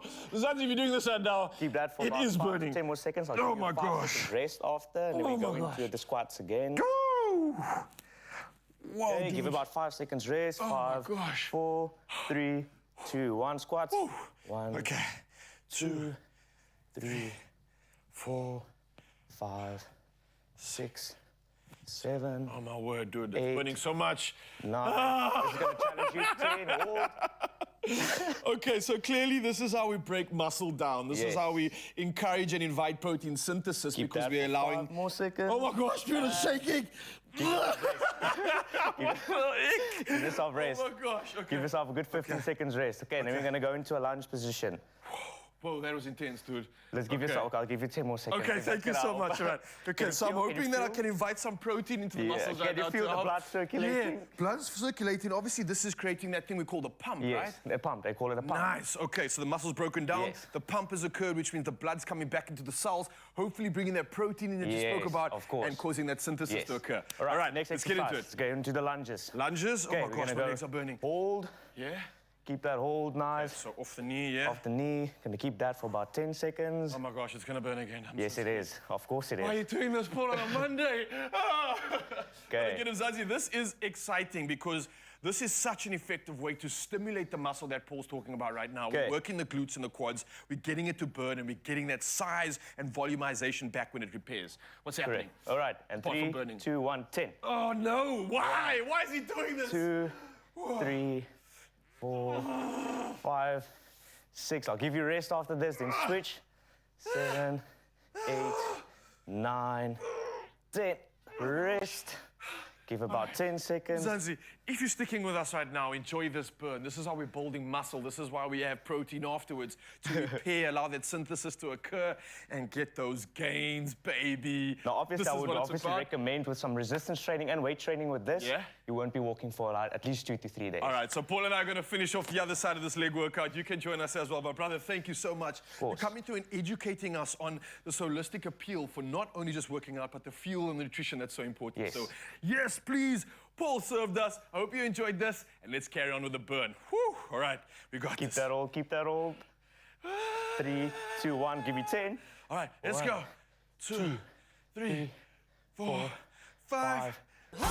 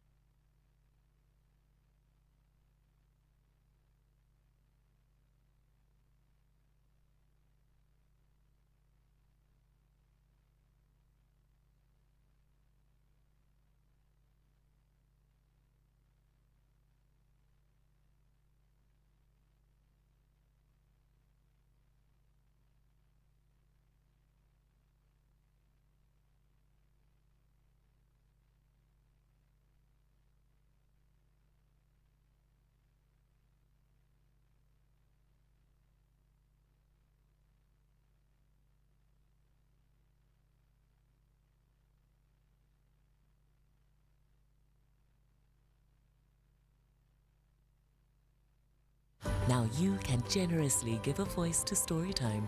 Visit our library of homegrown audio stories at cadbury.co.za. It's my feel-good breakfast show. Welcome back, you beauties. Thank you so much for sticking around and rejoining what has been an enlightening conversation. We are looking at family models and some of those traditions that pretty much are being thrown out the window right now because family models have changed. I think back in the day, we looked at that normal family model. You marry, you have kids. Those kids go through school, maybe have relationships. In Zoe's case, meet the love of their life and forget all about them. Years later, meet them. That's a different story. But then kids go to varsity, they move out. It's a normal flow. Or is it? Because our family model has changed, so theirs has to. And to discuss this, we've got an incredible panel. We've got Angri Powell, radio presenter and model, and then her physiotherapist husband. I've always wanted a physiotherapist husband. Zan Manchu is the entrepreneur and owner of Zan Black clothing brand, and husband William, and then Blythe Brigg, a counsellor we have on the show very often. So let's start with Angri and Jimmy. Your kids are getting to that stage now where they're going to be establishing what they want their life to look like. Is that something that you guys inform? What are you modeling for them, and what are your hopes for your kids in terms of that family model? Maybe I'll throw it to you, Jimmy. Definitely. I think it's really important for us at this stage to be very intentional about our kids and the way they are moving, the way they will present themselves in future relationships and possibly marriages. If we're not intentional about that, they're going to have to figure it out for themselves the way we had to. So we're trying to coach them. Our kids often say, everything is a coaching opportunity to you guys. What's going on? But we really have to be intentional. The lessons we learned, that we try to communicate that with them so that they don't have to make the same mistakes all over again. So it's important from my side to be very intentional about that and make sure that whatever we want to see in their futures, that we try to give them the opportunity to see that in us and how we handle situations on a daily basis. Henri, does that get quite ugly? We talk about personal growth and development being quite a difficult thing, but it kind of means you've got to have your baggage in check, or else you just hand it over to them and they're going to carry it and hand it over to their kids. Are you finding you have to start with yourself? When they model behavior, more than you can tell them, they're going to take it on board what they see. How challenging is that? And are you being able to transcend and let go of that baggage? Yeah, I think, Graham, that's the biggest challenge that we have at this stage, because we have teenagers. They don't just keep quiet anymore. And you need to be intact. You need to, like you rightfully just said now, you need to have your stuff together and to be able to show them, because they don't listen to you anymore. They do what you are doing. And they model that. And, they will quickly tell us, but listen, you didn't do that. Now with, driving on the road, for instance, they are going for their licenses in 2 or 3 years, and they are looking what you are doing, on your phone. And we try to model that every single day, but it's hard. It's difficult. We don't have a module. If someone have a module out there how to raise teenagers, please send it through to me. But yeah, I just think that's the main thing. We have a very open communication house. We don't, when we argue, we don't argue behind closed doors. We do it, not in front of the kids, but they know that life is real. Explain. For sure. We are humans. It's the processing. That's the main thing. No, completely. I get that. And it's not to say you get it right every day, but you try. William, how old are your kids? Well, the youngest is 3, and 6 and 14. Wow. Sure, you're in it, man. Yeah. Are there boys in the mix? Yes, just one boy. How old? 3. 3, wow. I have this notion that I've already screwed my kids up, because it's that 3-4-year-old stage where it's all happening. Yeah. What do you want your boy to see in you, by the way you are within your own family unit? What is your hope that he is going to pick up from that? Well, like Blythe was saying, they were saying here, there's not really a formula, but we're raising a responsible somebody that will also look at life as a challenge and potentially grow from where we have left off and to their new frontiers. Yeah. Because it's a new frontiers, and it's a completely changing world that is empowering young women now in the most incredible way. There are still so many stigmas. There is still so much within the structure of society that is pushing back. How do you want to inspire your kids to look at the world differently through what you are doing? Is that what motivates you, or is this just how you are cut? How much of what you are doing now is for them? Okay, so I think it's twofold. It's also partially how I was raised. So I come from a single mother household, right? Me too. And I had to see her work very hard, you know, selling fat cakes, etc. And I had to help her through that. So for me, it was a matter of I cannot have my kids start where I started off, as my husband was saying, you know, because we started off with that. So now I think I'm showing them that you can still be a respectful wife who serves your husband, because I'm very traditional. I love serving my husband. So you can still. And that doesn't mean you are subservient to your husband. We all live in service of each other, okay? Correct. So my version of love is obviously servicing my husband, serving him, showing him my love, right? So in front of my children, I think the biggest thing for me is how I treat him, how I treat them, how I speak to them, and how I speak to every individual around me. So the biggest thing for me is respect across the board. Doesn't matter who you're talking to. So that I think that's the big thing. And also working hard, showing them what it takes to get to where you want to go to. And unfortunately, that means putting in the hours and sometimes feeling like a horrible parent, like I'm not fully present at times, that I have to prioritize certain things. And I remember earlier we were talking about family traditions, that we've also incorporated things like karaoke nights, you know, with the kids, just to make sure that we are there, we're bonding with them, it's pizza nights, it's karaoke, we go crazy on that day, so that tomorrow when I'm back at it again and I'm working those crazy hours, they get to see the balance between the two, that I'm still there for them and make time for them, but I'm still working super hard at building. I love that. And again, we're not getting this right all of the time, but this is the true north. Blythe, I know you have to keep encapsulating all of these wonderful notions, but for the parent who is wanting to get this right, but is struggling and feels like they are just reacting to their own baggage all the time, it is very difficult to transcend that. What advice do you have for the parent who doesn't want to hand those suitcases over to the next generation? So baggage, generational trauma, it's a big thing to work on. It's a massive thing. It's a big step to take, but it's something that you do with open communication. The first thing to realize and to recognize is, as a parent, you're not suddenly the superhero that can do everything. You're still a human being. And at the end of the day, the children will see you as this goddess and God, this person that can do everything. It's your duty to show them that we're all human, just to show them that, yes, I can make mistakes, and to admit that. If you lose your temper and you shout at them, you realize it's wrong. We're not all perfect, so it is something that can happen, but to go up to them afterwards and say, I'm so sorry for doing that, this is why I shouldn't have done that, I should have handled it this way. To show them that you recognize what you've done is wrong, and to show them what the right behavior would be. What the causality is. And it doesn't have to always be a negative, punitive causality. The power of life lies in these moments. It really, really does. I can speak from the experience of having done thousands of interviews with amazing people like yourselves, and the one common thread, this one common thread, is not running away from the trauma, it's the immersing yourself in it to come through the other side. And I can say I wouldn't be here without my single mom having done just that, picked herself back up, because I've seen that happen. That's what I've modeled through these last few years, like so many people. So traditions aren't a bad thing. They're not there to confine you. They are there as a platform to allow you to drive and grow forward. So please, please give yourself a break. Okay, you're not failing as a parent. All of us are in the same boat together, but just make sure that you have open lines of communication. Please keep talking. Thanks, Graham. That stays of vital importance, that open line of communication, of course, leading by example. But right now, we are gearing up for a second round of our Panado Dose of Care. Introducing new Panado Pediatric Syrup 5ml sachets. They're really convenient to pack and easy to use, so you're always prepared for pain and fever, anytime, anywhere. Once again, shining that spotlight on Dad this morning. Now, father isn't defined as the man who makes the child, but rather a man who extends his hands and his time to help with raising a child. And Panado is giving you the chance to nominate your amazing dad for a special dose of care, for them to stand a chance to win 2,000 Rand. And our next winner this morning, we want to say congratulations to Joe Abdullah. Give him a round of applause, ladies and gentlemen.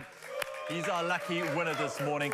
And a beautiful nomination coming through from Joe's daughter saying, my dad is simply amazing. He is always putting others before himself. He exudes compassion and kindness wherever he goes. He's a phenomenal father who always goes above and beyond to ensure that we are taken care of. He has been a constant source of love and support in my life. My dad is simply incredible, and including, of course, those hashtags Panado SA and a dose of care. We have dad and daughter on the line. Firstly, Tasneem, are you there? Good morning. Yes, I'm here. Wonderful to connect with you this morning, and thank you very much for that heartwarming nomination. Can you share some of your favorite memories that you have with your dad? Because I'm sure there's lots. Oh, I would say, he always treated, you know what, sometimes when he would come from work, he would always have something in his bag for us. And they just makes us feel special and know that during the day he even thought about us, and that's why he was able to make sure that before he comes home there's a treat in the bag. You know how children are, and they're looking out forward to seeing their dad, but they're also looking forward to seeing that special thing dad brought. So that's one of, for me, since a young age, one of the nicest thoughts that I can remember from my dad. Absolutely. It's oftentimes the smaller things that stick to your memory, right? And you take that with you forward in your life. We have Joe as well on the line. Joe, good morning. Good morning, Ewan. How are you doing? I am so well, my friend. I'm happy to talk to you this morning. You sound like an incredible human being and such a good father. We just heard that wonderful nomination from Tasneem. What would you like to take? This is your moment now, just to share with your daughter. What would you like to say? No, you know what, it's been an honor, to be honest. It's so proud. I'm so proud for her to send that nomination. And thankfully, it warms my heart to know how special they think of me. Oh, absolutely. Well, congratulations. You deserve it. That 2,000 Rand is on its way to you, my friend. Thank you so much. Oh, that's wonderful. Thank you very much, Joe. Thank you very much, Tasneem, for taking part and also for being part of our Expresso family. We have truly given our dads, I think, the celebration that they deserve. And Panado is now switching gears and giving you a chance to share a dose of care with your amazing son. So head on over to our Expresso social media pages and go and enter and send in those nominations for your beautiful sons. Being a parent can be challenging, but stepping out is when things get real complicated. That's why new Panado Pediatric Syrup 5ml sachets are here to make the job easier. They're really convenient to pack and easy to use, so you're always prepared for pain and fever, anytime, anywhere. Panado, a dose of care.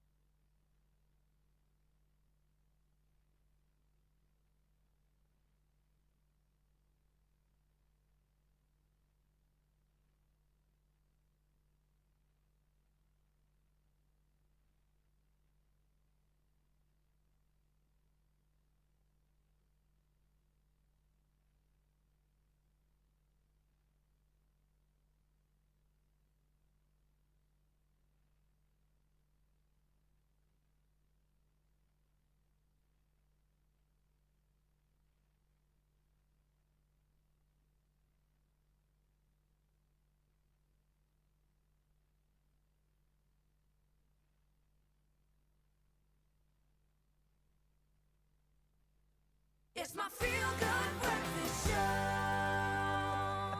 Welcome back to it. This is your Feel Good Breakfast Show, Expresso, right here on SABC3. Ons sê dit voluit vir oggend because it is a Monday and we're feeling it. Start of a brand new week filled with new opportunities. But right now, it is that time of the morning to fill up with some coffee and hit that pause button. Asseblief. Yes, so it can be asseblief. Ah, it's time to hit pause with Jacobs. All right. Now, let's get some coffee. Raul, bring it in, buddy. Bring it in, my friend. What do you got for us? Hey, gentlemen, perfect timing. Just served it up. We've got some cappuccinos, vanilla flavor as well. So get ready for it. Coming in hot. It's coming in hot, and it's definitely not vanilla. It is vanilla. Vanilla. You know what I'm Okay, saying? I'm here for that. And I've been enjoying, I'm not normally one for kind of sweeter coffee drinks, but we've been drinking a lot of really strong coffee, and I've been loving the cappuccinos with a little something lighter. Beautiful. Thank you very much. Service, Thanks for the froth, man. I know you yes. didn't actually mechanically froth this yourself, and then it kind of happens when you empty the packet. But Paul had his way with me earlier, so I'm like I did a recovery. I saw those squats when while you were doing it. It was, cheers, it was like you were praying for it to stop. You felt me on that one. That was Listen, fun, man. it's good we take a pause because let's be honest, that this Monday got off to a flying start. We came out of the blocks very quickly, so it's time just to take a moment. Thank you. And today we continue the conversation about family traditions and why it's important to maintain these traditions. I want to ask you, gents, long-standing traditions. I know that you guys shared at the start of the show, but maybe for those kind of that just tuned in right now, what are some of those traditions that you kind of still uphold today? Yeah, I think it's still, for me, my culture, my family, it's always about food.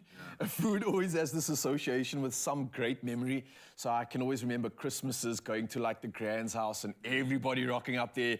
And there's just thousands of cousins, and you can't even remember. Hates each other but loves each other. Yes, hey? this weird, like, oh, it's crazy, man. So it kind of just works. it kind of works. The chaos is amazing, and I think even for my immediate family, like we have like Sunday roasts that we would always have, and always playing games with the cousins. So those are things that I'd love to just incorporate if I have a family one day and I can carry on that tradition. Because I think just the fact of being able to meet in person and celebrate with a game or something fun. Come on, that's what it's about. Yeah, no, completely. And you do want to stay connected. You want to keep your kids connected to your broader family as well and have those moments. I think for me, I joked about the fact that load shedding has let us settle down as a family every night around the fire and read. But that's been something that I've done with both of my kids, is the reading every night. And there's something about that, and I know it shouldn't just be a family tradition that some people adopt. Everyone should be reading with their kids as often as possible, but it's that ability to, it's the conversations I have with Jack, and I'm sure that I'll have with Georgia as she gets a little bit older. At that time, after we've read, when he just wants to talk to me, it's just the two of us. We have this tradition of kind of connecting, reconnecting at the end of every day. And I hope that that's going to be like for the rest of his life, that he'll feel like that when he's finished his day and he needs to process or needs to, and I work through my stuff as much as he works through his stuff. So, and I mean, I will ask him for advice on things that I'm struggling with, and being a child will come up with a simple wisdom that just sorts it all out, or he'll just dismiss it and I'll be like, okay, get over it, dude, you know? But I love that. And what about you, man? Dude, you know what? I'm surprised that none of you mentioned any braai, being South African, but we have this tradition. I mean, obviously braaiing has been part of me growing up, exactly. But we have the tradition of, you know, at least once a weekend or every second weekend, just us as a family, a close unit, just sitting around the braai and just chatting and sitting and listening to music. And this is something that we do as a little family. You not invite everybody else and friends and family. It's really a family thing. And my youngest, he's got into this. He's lighting the fire and he's looking forward to that, you know, and just sitting down. So that's very, very special. But what I like about what you're saying, this is also something new to you and unique to your family, you know. Something new, and that's what happens in a family. You know, you create these traditions. Is there anything that you've created for you as Ryle, as a tradition, that's something that you like to enjoy on your own? On my own? Ooh, well, like without the family at all. Yeah, well, I see you on Instagram. Yeah, well, that's... Dude, I'm living it. I'm living that life right now. Going to the ocean and having a surf on my own. It doesn't matter what's around me. I'm just in that flow state. Going into the mountain, chasing a waterfall, seeing a view. It's like going to church for me. So, like, if your tradition isn't to go to church, I definitely think you need to fill yourself up with spiritual moments that stimulate you. And I think that would be a tradition I want to incorporate forever. And moments that recharge you. Yes, exactly. That filling up the cup. cup for sure, man. Because you need it, man. You must have it. absolutely need it. It's not paying yourself first before you pay anyone else. It's potentializing yourself. It's activating yourself. It's looking after yourself so that you can be there for other people. That's the most important part. I mean, you've got to look after yourself. You've got to take that due time as well to recharge. And I mean, that could become like a tradition as well. For me, it's getting my motorbike and disappearing for a few days, you know, just to recharge a little bit, you know, block out the noise a little bit. But I mean, we are talking about those traditions, and you know, it can be big or small. But best of all, there are rituals and occasions that we can look forward to and hopefully pass down to future generations. So why not make your morning cup of coffee your very own tradition? Take some time out for yourself where you get to hit that pause and have some quality me time. And I think everyone deserves a little bit of that. So cheers to that. And some vanilla. How do you say vanilla? Yes, the instant vanilla. Lekker.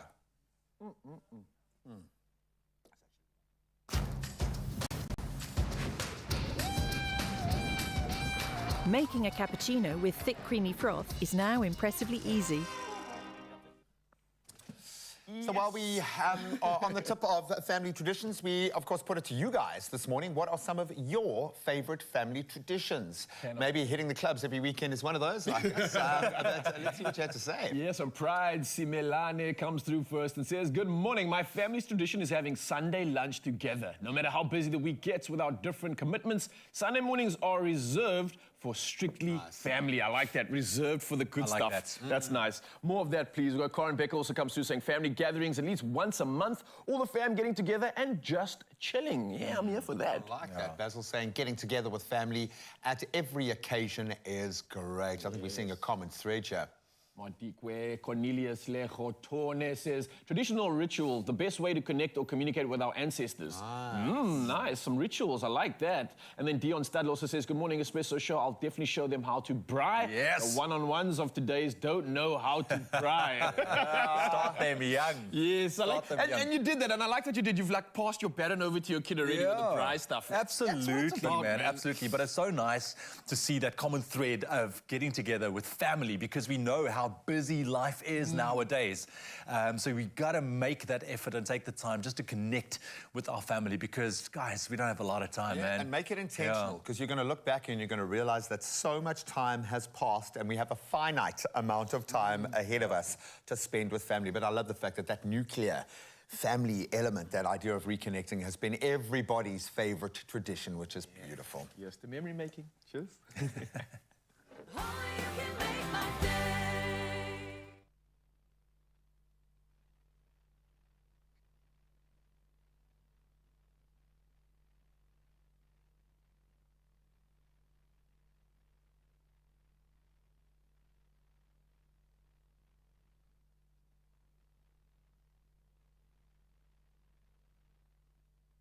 It's my fear.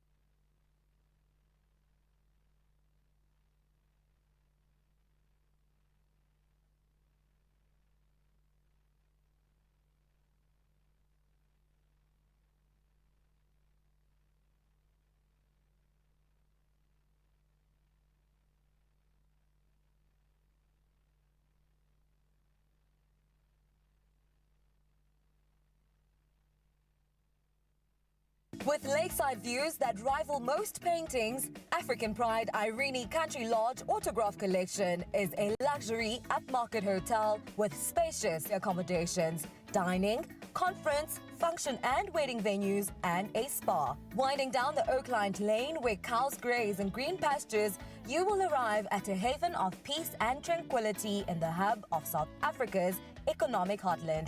Book today on Marriott.com. It's my feel-good breakfast show. It's your feel-good breakfast show indeed. Look at us going together. There we go. Now, next up, the mega wealthy 1% have done some extreme adventures only the world's richest could afford, such as Jeff Bezos' trip to space that will set you back a cool $450,000. The recent, of course, unfortunate Ocean Gate expedition to the Titanic that cost each person around $250,000. Even Elon Musk himself plans to take people to Mars by 2023. Which is literally now. It's now. But why are the rich and wealthy so obsessed with these dangerous and out there adventures? So joining us this morning, we have experienced climber Gilad Stern. Gilad, thank you very much for joining us, my friend. And this is an interesting conversation for sure. Yeah, firstly, again, thank you so much for joining us. Look, I'm not the mega rich. I'm not Jeff Bezos. But you bring insight. Yes. I bring insight. I've had a bit of money and I've spent it on mountains. I'd like to travel and see interesting places and climb interesting mountains. Absolutely. Look, I want to get into what you're doing right now, but let me just paint a picture for you, Mzansi. I mean, some people who can afford it are now embarking on dangerous adventures which they don't seem to be prepared for sometimes.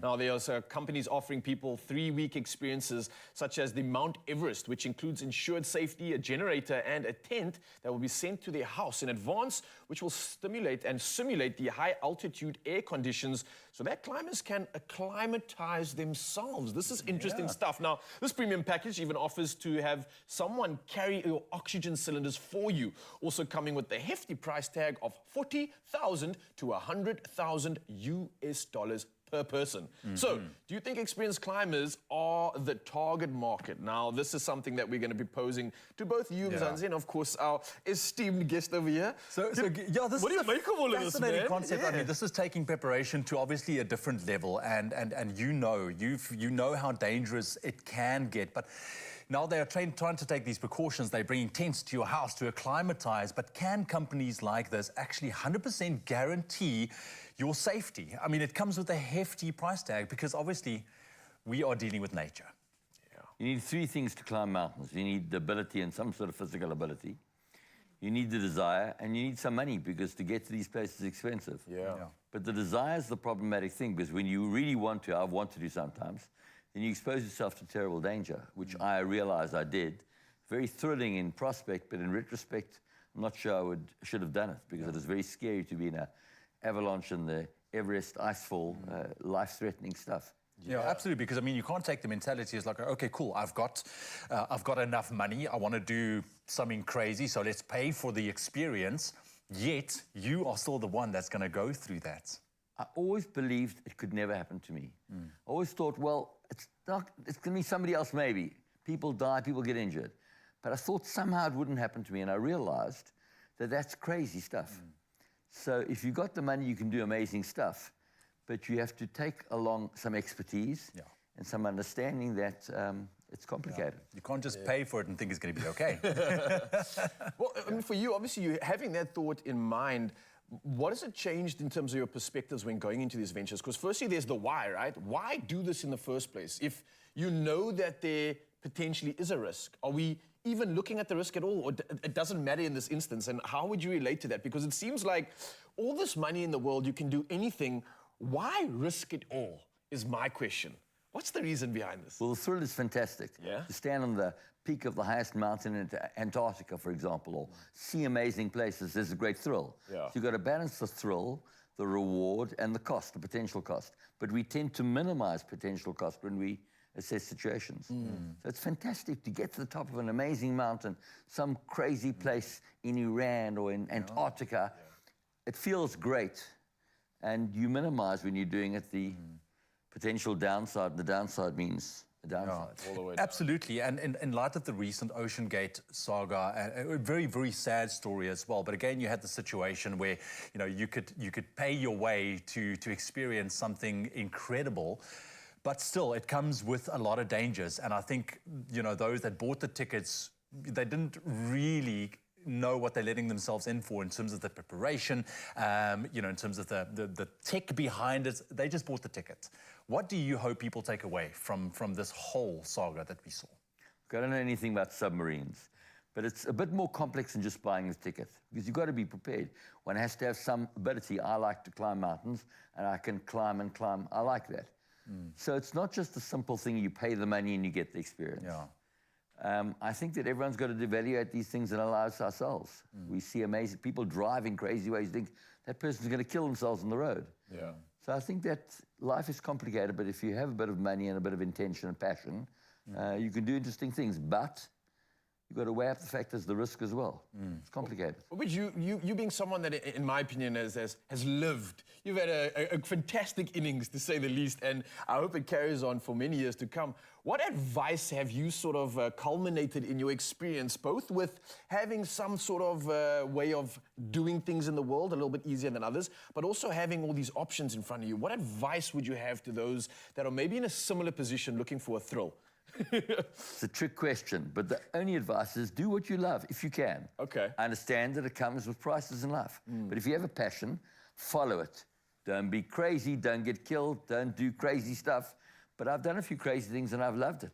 Passion is good. What stands out for you, just before we wrap up, what stands out for you as one of your absolute highlights? My highlight of my life is the ability to go up Table Mountain any day that I want. Look at that. It's right here, it's fantastic. And there's even a cable car down. So to be in a place, to live in a place like Cape Town, where there is a mountain in the middle of the city, and to have it available, you can pursue your passion here without necessarily going to the bottom of the sea or the top of the mountain. There we go. Gillard, thank you very much for joining us, my friend. Really appreciate the insight. And again, go out there, go have awesome experiences, but just know that you are still working with Mother Nature. It doesn't matter what the number on your bank account is, there's a level of preparation that needs to be reached before you do anything crazy. Research, get in there and do it safely. Well, certainly on his way to earning enough money to be able to do these sorts of things, we are joined by an unbelievably talented singer, songwriter, guitarist, Hugh Lynn this morning. He's already proven his chops with a beautiful performance, one more on the way. But I love the fact that you represent this kind of creative hub. How does the creator, and I ask this of every artist because I'm obsessed, because it's always different. Where does the creative process begin with you? Because it's informed from so many different angles. Is it with pen and paper? Is it guitar in hand? Where do the juices start to flow, man? It's actually quite funny. A lot of people think you need inspiration to write a song. But, it's actually possible to write a song about anything, like anything. Like, as an example, my sister's got this little hourglass thing when she, brushes her teeth. Oh, for sure. Yeah, my brother's got one as well, So I just played with the thing, and then it fell on its side. And then I just got an idea. Hang on. Time stood still. That's an awesome topic, for any song. So I love that. So you don't need inspiration for a song. You can just look at something and write a song about it. And, there's a poor songwriter who's got a deadline to meet at 12 o'clock today going, Unless- damn it, man, no, I need inspiration right now. I need it. Maybe we'll give you that in just a moment. What else do you do to keep yourself level? Because you can't stay in this machine all the time. How do you kind of bring light and shade and step out of this bubble so you're not writing a song every time an hourglass falls over? So for the past 5 years, I've been doing my BSc in sound engineering. So I got like a basic knowledge to troubleshoot and, electronics and kind of things and sound and, I just like to deassemble things. To tinker. Disassemble things, whatever. Just like, exactly, tinker, good word. Just to mess around, check the design out and kind of things. That's what I love to do. And other than that, I'm just basically focusing on music right now. That's because you love it, man. Basically all I do. You're so good. You're so good at it, man. I love it. I love seeing people live their truth, and you're going to do it right now with one of our favorites, man. I adore the song. Cannot wait to hear his spin. It's Take Yours and I'll Take Mine by Matthew Mole, as done by Hugh Lynn. Enjoy, bro.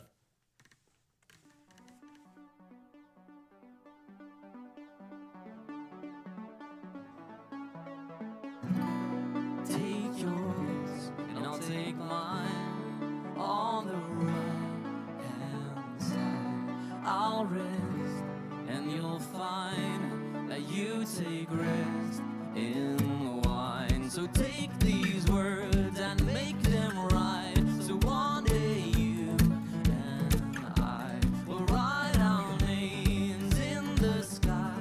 We'll confide, and I'll find mine on the right of your side. And I'll find mine on the right of your side.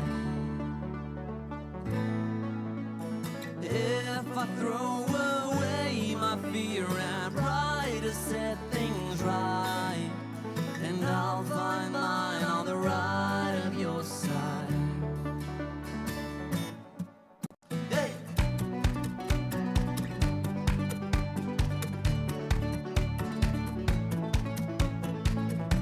And brothers and sisters, fill these cups with light. Please forgive them, for they know not their lives. So take these words and make them right. So one day you and I will write our names in the sky. We'll confide, and I'll find mine on the right of your side. And I'll find mine on the right of your side.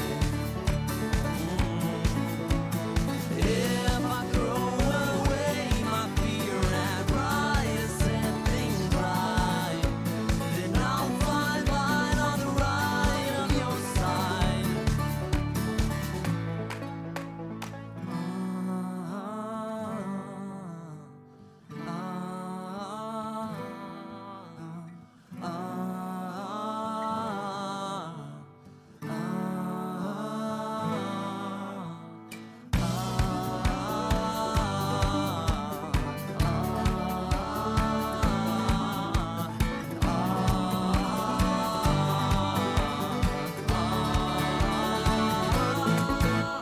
And I'll find mine on the right of your side.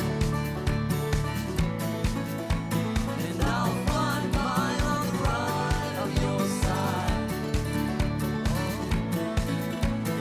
If I throw away my fear and try to set things right, then I'll find mine on the right of your side.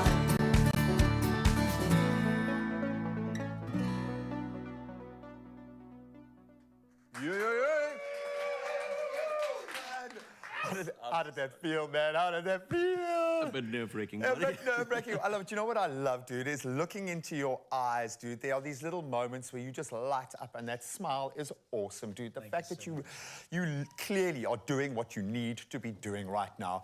I'm so chuffed that you're here today, my friend. We're going to have one more performance coming from Hugh just for you. Well, a little bit for us, but mainly just for you. We'll see you now.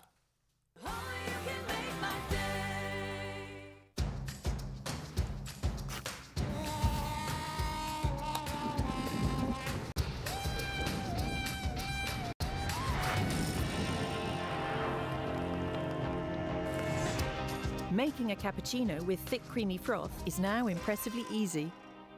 Jacobs.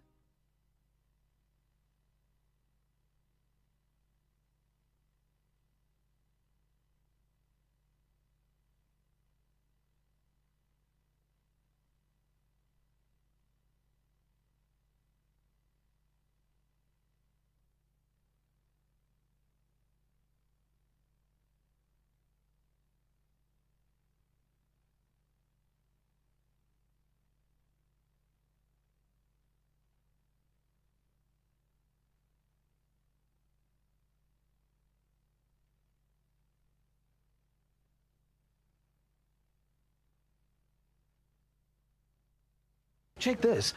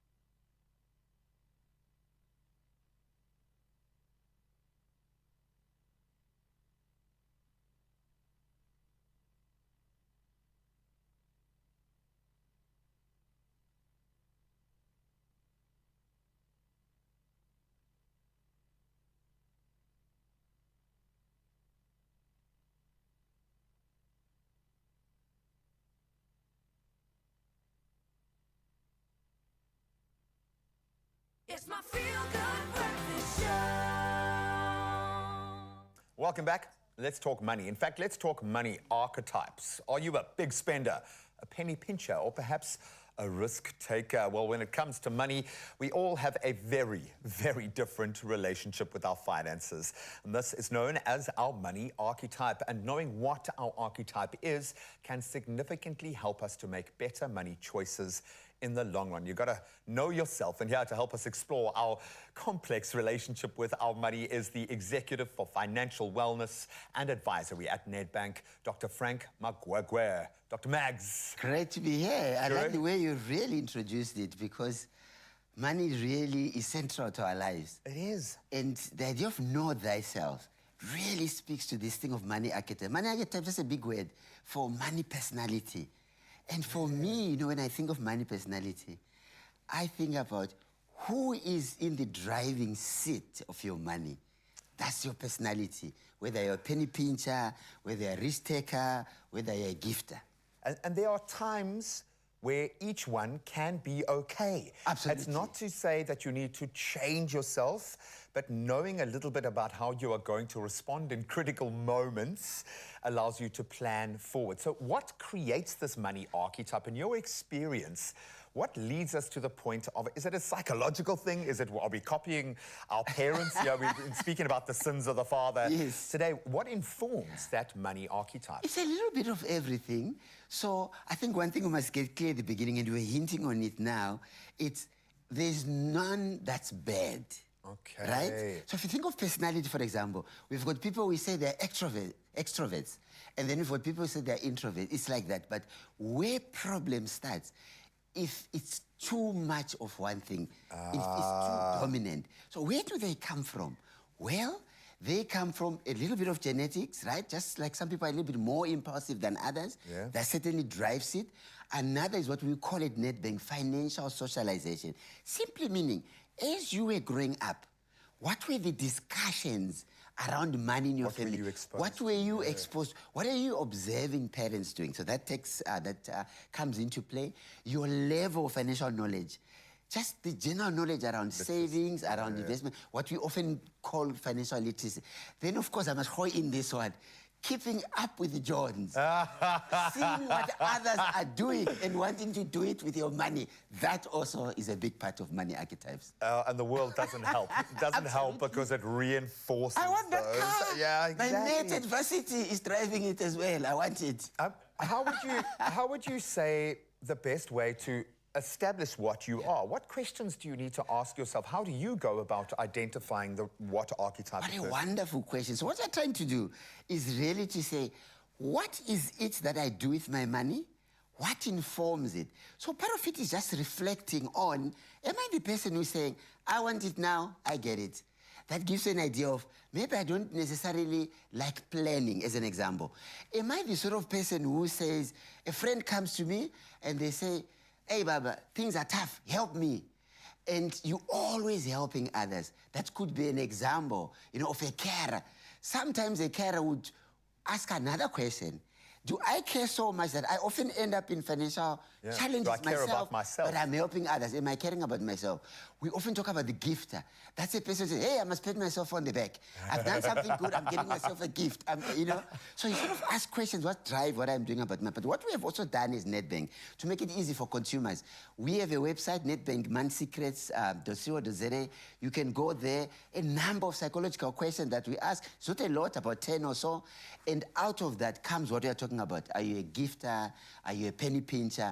And it's so important because you start knowing what I do with money is influenced by, and then you'll be able to answer that question. I love the fact that you've and I use the word inversion a lot lately because it kind of feels like we've become, as opposed to focusing on the mass market, we're focusing on the individual. Yeah, absolutely. Because if you don't have enough individuals making up that market, you're not going to have a market. And you guys need your market to be financially potentialized, to be aware and to do this. And you've written it into your DNA to help people learn these steps. What kind of breakthrough can a person have by identifying their archetype and acting on that, as opposed to reacting without knowing kind of who they are? What are the benefits for coding yourself, understanding I yourself. like it, coding yourself. Yeah, and then moving forward from that basis point. You know, so for us, this idea of money archetypes really underpins we are money experts who do good at Nedbank. Let me give you a practical example. Currently, many South Africans are struggling with high levels of indebtedness, right? So one of the archetypes that drives that is the idea of status, right? The big shot, that's what we call it. This is a person who wants to show the world, I've made it. Especially in lower socioeconomic brackets where it's even more dangerous. Yes. Yeah. So it's what I drive, it's what I wear, it's what I eat, it's kind of where do I holiday. Now, if you think about that, it drives your spending, but you're not sure it's being driven by this idea of status. I want people to say, yeah, you're looking nice. Look at the brand that you are wearing today. So by just realizing that something underlying what I do with money is kind of trying to it's trying to show others that I've kind of arrived. And that's what's driving my spending. By knowing that, one is able to say, but do I really need this extra pair of? And then you can complete the name, right? Because I just know a little bit about myself, especially in an environment that is difficult as we are in now for most consumers. No, very much so. And it's not to say that any one of these archetypes is wrong. I'm going to reiterate that. Yes. It's about knowing thyself, as we have so eloquently put. We're going to continue this vitally important and really interesting conversation that speaks to our relationship with money, but also speaks to how we see ourselves and how much control we have. There is an opportunity for you to emancipate, seeing as we're using the big words, free yourself, but also to get to that point that you want to without kind of making the rest of the world think you are. Believe it yourself, you can get there, but it starts with knowing yourself. We'll continue now. Check this. The Smiles Plus account gives you cash back on groceries and 25 cents back per litre at BP. That's lit. Lit in 2023.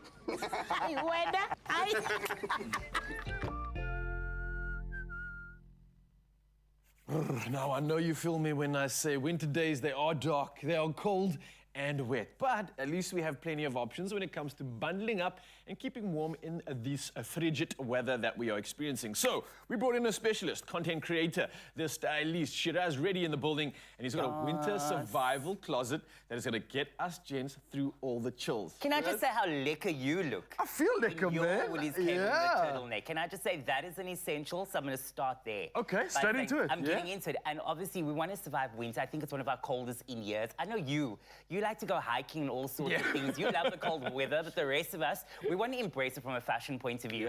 And I want to take you through essentials. I love Woolies. Winter starts and ends with Woolies. It really does. Okay, and also it's an investment piece.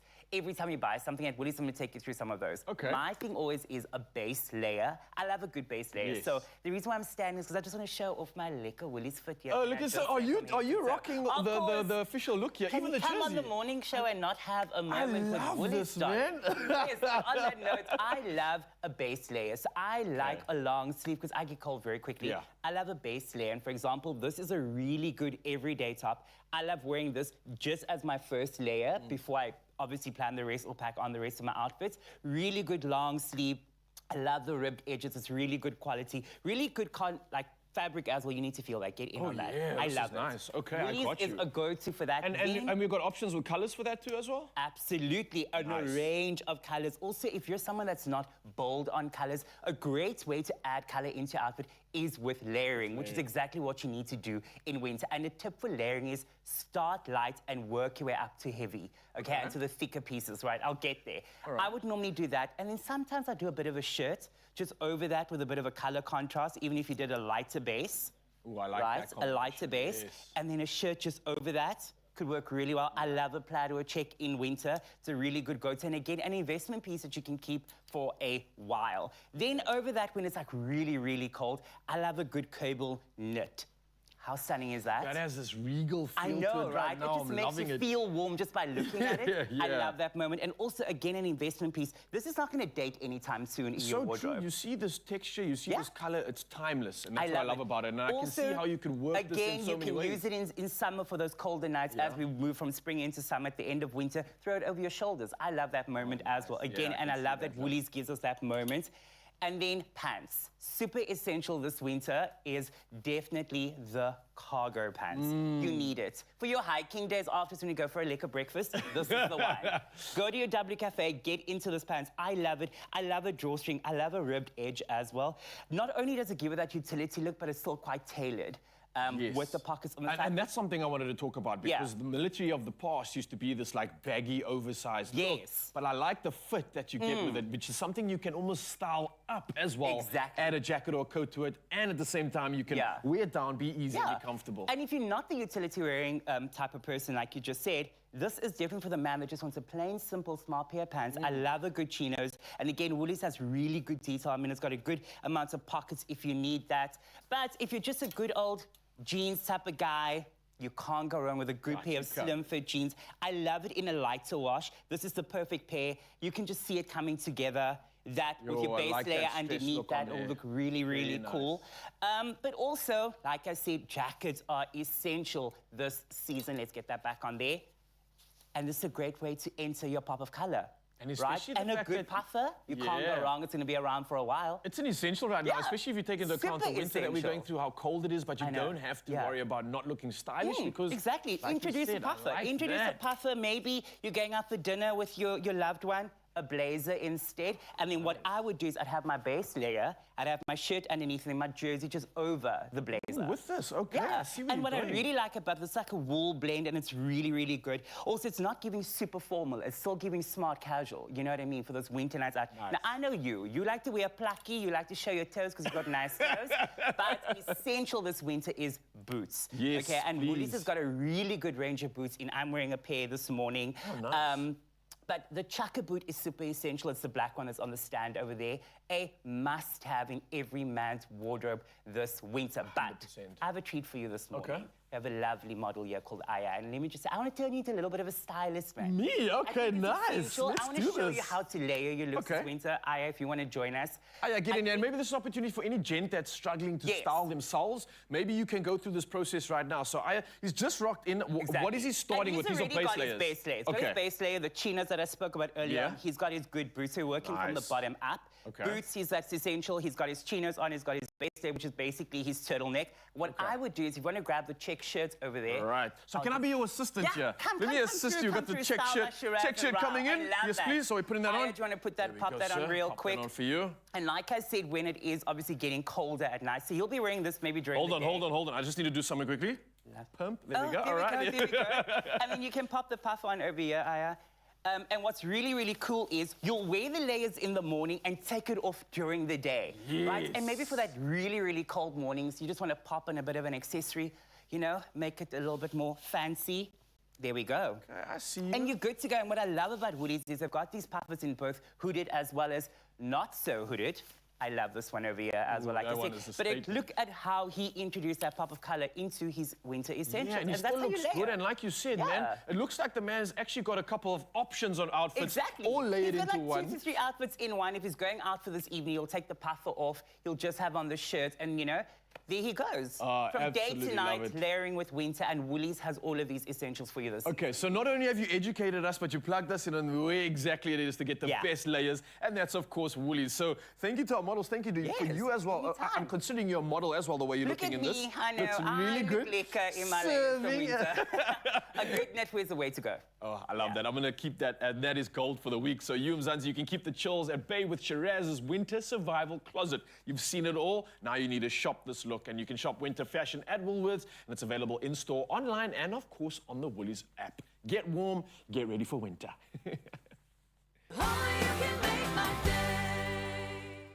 But for Batman or Superman, our dads are our first superheroes. And if you think you have the best dad in town, then how better to show it than by giving him a chance to win a 2,000 Rand Dose of Care cash prize, courtesy of Panado SA. Each Monday through Friday from the 12th to the 23rd of June, to stand a chance of winning him one of these 10 daily giveaways, enter by replying to the competition post that is posted on the Expresso Facebook page, Expresso Instagram page, or the Expresso Twitter page during the competition period. Remember to use the hashtag Panado SA and hashtag A Dose of Care in your answer. T's and C's apply.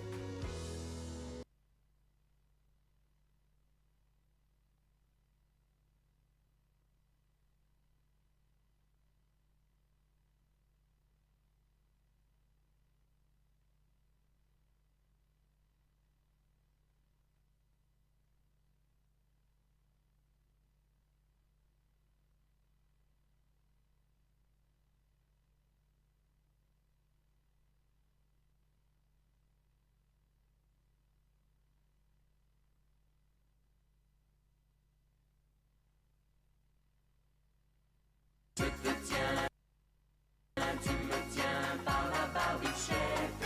Le premier qui rira aura une tapette.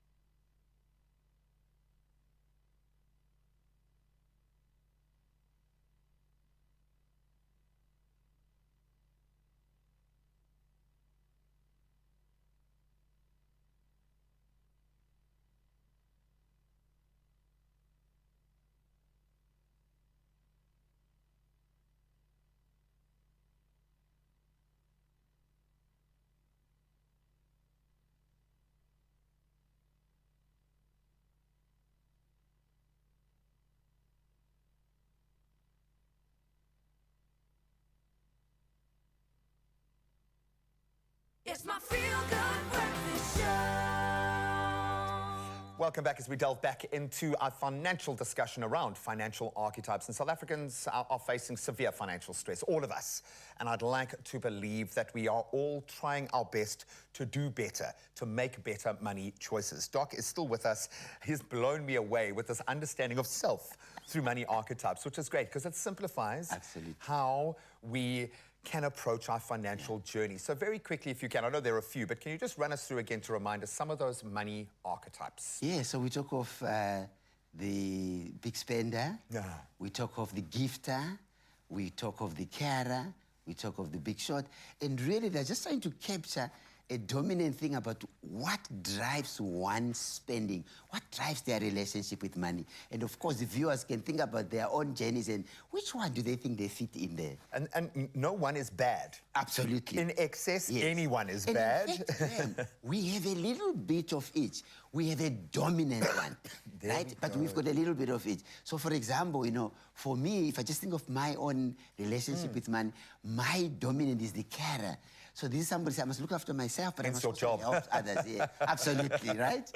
So we have a dominant one. I love it. I think I'm a bit of a dreamer. Yeah. I think I've always been a That dreamer. is so awesome. Yeah. So how do I use my skills to generate income? That's the dream. and how do I use my income? Because I want to be rich so I can do more good. With my it's as simple as income, that. I get that. All of that being said, these are wonderful notions. How do we change? How do we change? No, how do we maximize the good and do less of the bad? How do we address this? I think three key things for us. So a lot of research we do around people and money at Nedbank has shown us the following. One, it's very difficult to change on your own, right? So you need some sort of accountability partner, Graham.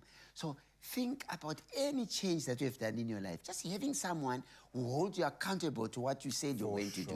When we bring it to finances, often it's just finding a financial planner. Someone who's in your corner, someone who's rooting for you, someone who said, you said you're going to save, you said you're going to do the following. Let's just make sure you're doing. So any financial planner would be able to do that. We've got amazing financial planners at Nedbank. If you look at the second thing, for example, is coming back to reflecting on what I do with my money. In other words, the more I think about what I do with my money, it confirms I'm a gifter, I'm a carer.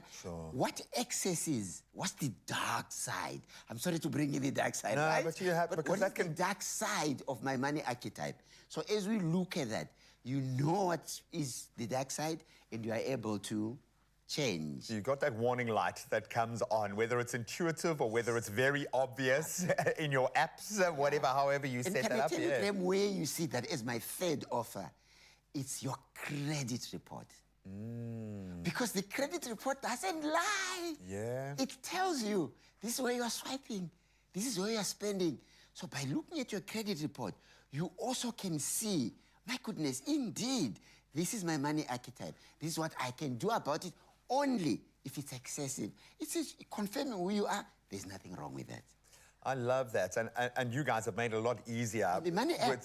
On the Money app, you can get it, you can access it, and I'll tell you something. Not so lacquer when you're going through the tough times, but when you've made the right choices, when you've kind of reached these milestones, and you start to see a good credit kind of profile. It is like the ultimate validation. It's like I'm a grown-up and I'm doing what I'm supposed to be doing. Absolutely. I love this. We are not alone. We are often within family models. We are often combining money archetypes together as partners. Couples. Yeah, so and often we're in an environment with others. You're never alone. How do you get the best out of each other in a partnership? What does that conversation look? Because it's starting to feel more like a psychological conversation than it is about a financial one. Yeah. But emotions drive money. Emotions drive our finances. So you spot on in relationships. It's very important to know each other's money archetype, because a lot of arguments within couples are about money, sadly, and it's often simply driven by not understanding. Imagine you've got a carer, right? And you've got the big shot. Yeah. Can you imagine in that partnership, in that couple, if you don't know that's what's driving it, it can lead to a lot of argument. So in a non-judgmental way, just talking about my dominant one is the big shot. It's not necessarily wrong. The other person, my dominant one is penny pincher. How do we make it work together? Even in friendships as well. Because it's important to understand among friends when we go out and perhaps we see someone who's spending all the time to try to pull them back. To rein them back in. Yes. And it's not to say, I would suggest a good way when you want to take the judgment out is don't start with you telling the other person what their negative money habits are. Yes. Rather start with your own, explain what makes you nervous once you've discovered your own archetype, and help your partner maybe discover their own. And then it's like you won't send a quarterback in to go and punt. You know, you horses for courses. You get the right person in your relationship like a business to be able to handle that. I love that. When you go to have this conversation with your financial advisor or your banker, how must that look? How do you get the right kind of partner finally in your corner, since we've got connections to an organization that does understand these archetypes? When we form that relationship with our bank, what should be front of mind? I think for me, the key thing is when you know your money personality or your money archetype, you've got a bit of that know thyself. What's driving my spending? Am I a planner? And when you're looking for a financial planner, you want someone who you feel you can connect with. Can talk to. Put aside the qualifications, put aside the experience. You know, they need to be chemistry. Because money is such a taboo topic, right? So to have someone you can openly talk about money with, that's the important thing. So it's about just judging as you are having that first meeting with your financial planner and saying, yeah, I think we can connect. If not, there's nothing wrong with that. At Nedbank, we'll arrange another meeting with another planner until you find that there's a bit of chemistry where I'm comfortable talking about money. And then once you have that, then it's easier. This is my money personality. My plan is to climb Mount Everest. I was looking at the area. How do I put money aside for that? With someone you trust. My new goal in life is to be able to say, listen, I'm no Jeff Bezos, but I have a little bit of money. My goal is I want to climb Mount Kilimanjaro and I want to put a little bit aside for that. I love it, my friend. We'll see each other on the way up. Thanks, oh, man. it's a beautiful I love thing. The journey towards financial freedom starts with thyself. I think we've touched on that. So evaluate your finances and your relationship with your finances and lean on the support of your bank, because they very much are products and services designed to help ease your financial burden and give you access. Now, one such account in the brand new My Goals account range from Nedbank, and it offers incredible discounts on things you will spend on every single day, and 50% off movie tickets. I don't know why that's the one that stands out for me, but I really do suggest you ask yourself those questions and then go and check out nedbank.co.za. Check this. This My Goals Plus account gives you cash back on groceries and 25 cents back per litre at BP. That's lit. Lit in 2023.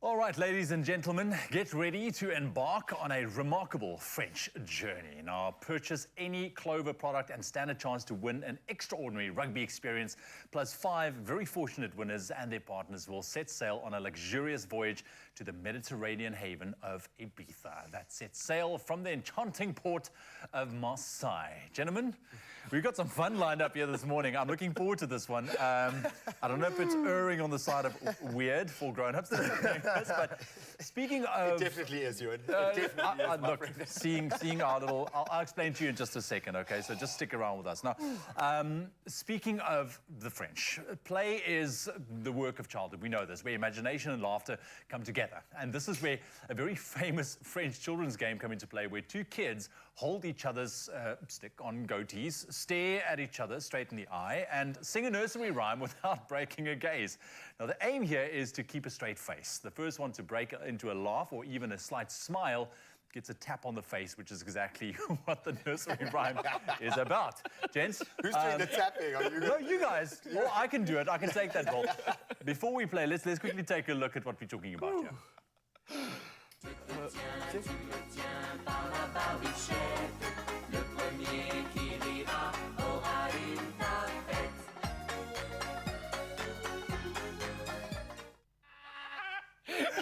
So that's happening right now.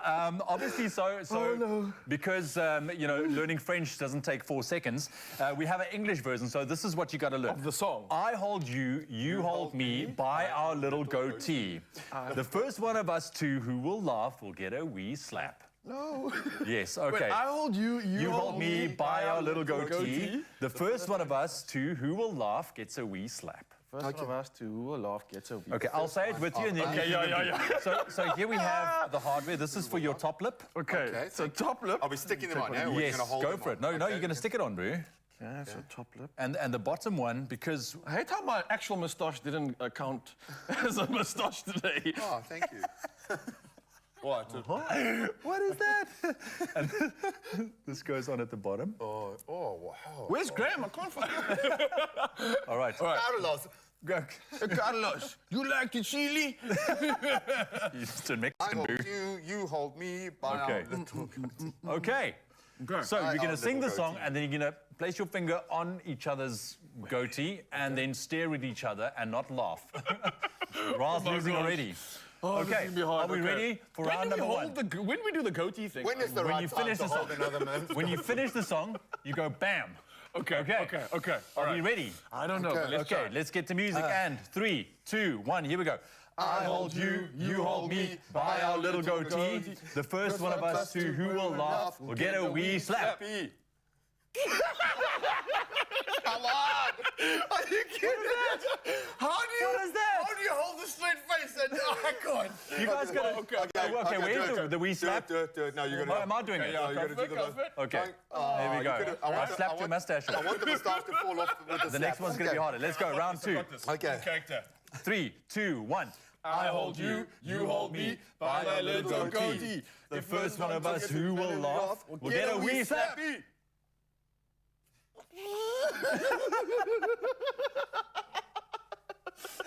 Okay. Oh, I'm gonna snot, bro. I'm gonna snot. Give this. Do you want to give him a wee slap? Get up, please. I want that thing to fall off your face. Okay. 1-0. Okay, 1-0. Let's go again. Round 3. And I hold you, you hold me, by the little goatee. The first one of us to get a slap, to get a wee slap.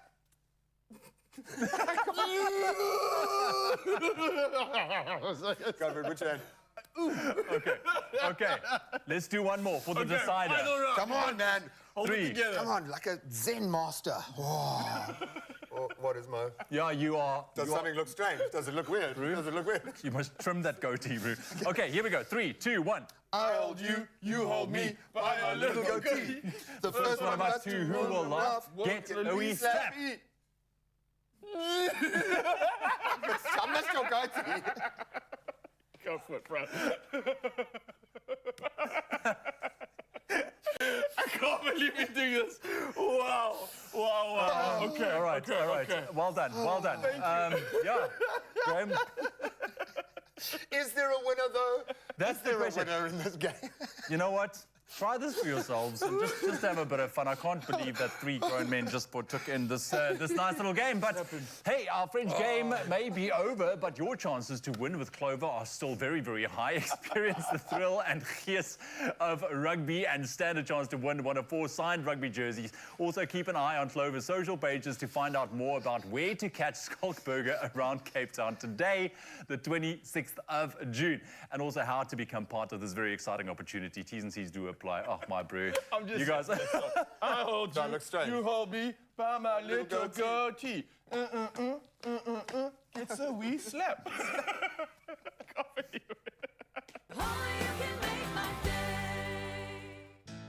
Bonjour. If you're as excited about the Rugby World Cup in France as we are, then listen up. Total Energies has an amazing opportunity just for you. You can join the Total Energies Loyalty Club today. Spend 700 Rand or more, then you stand a chance to win double tickets to the highly anticipated South Africa vs. Ireland game on the 23rd of September in France. So get down to your nearest Total Energies today to make sure that you do not miss out on the experience of a lifetime. That competition closes on the 15th of July, so get on it. All the T's and C's do apply.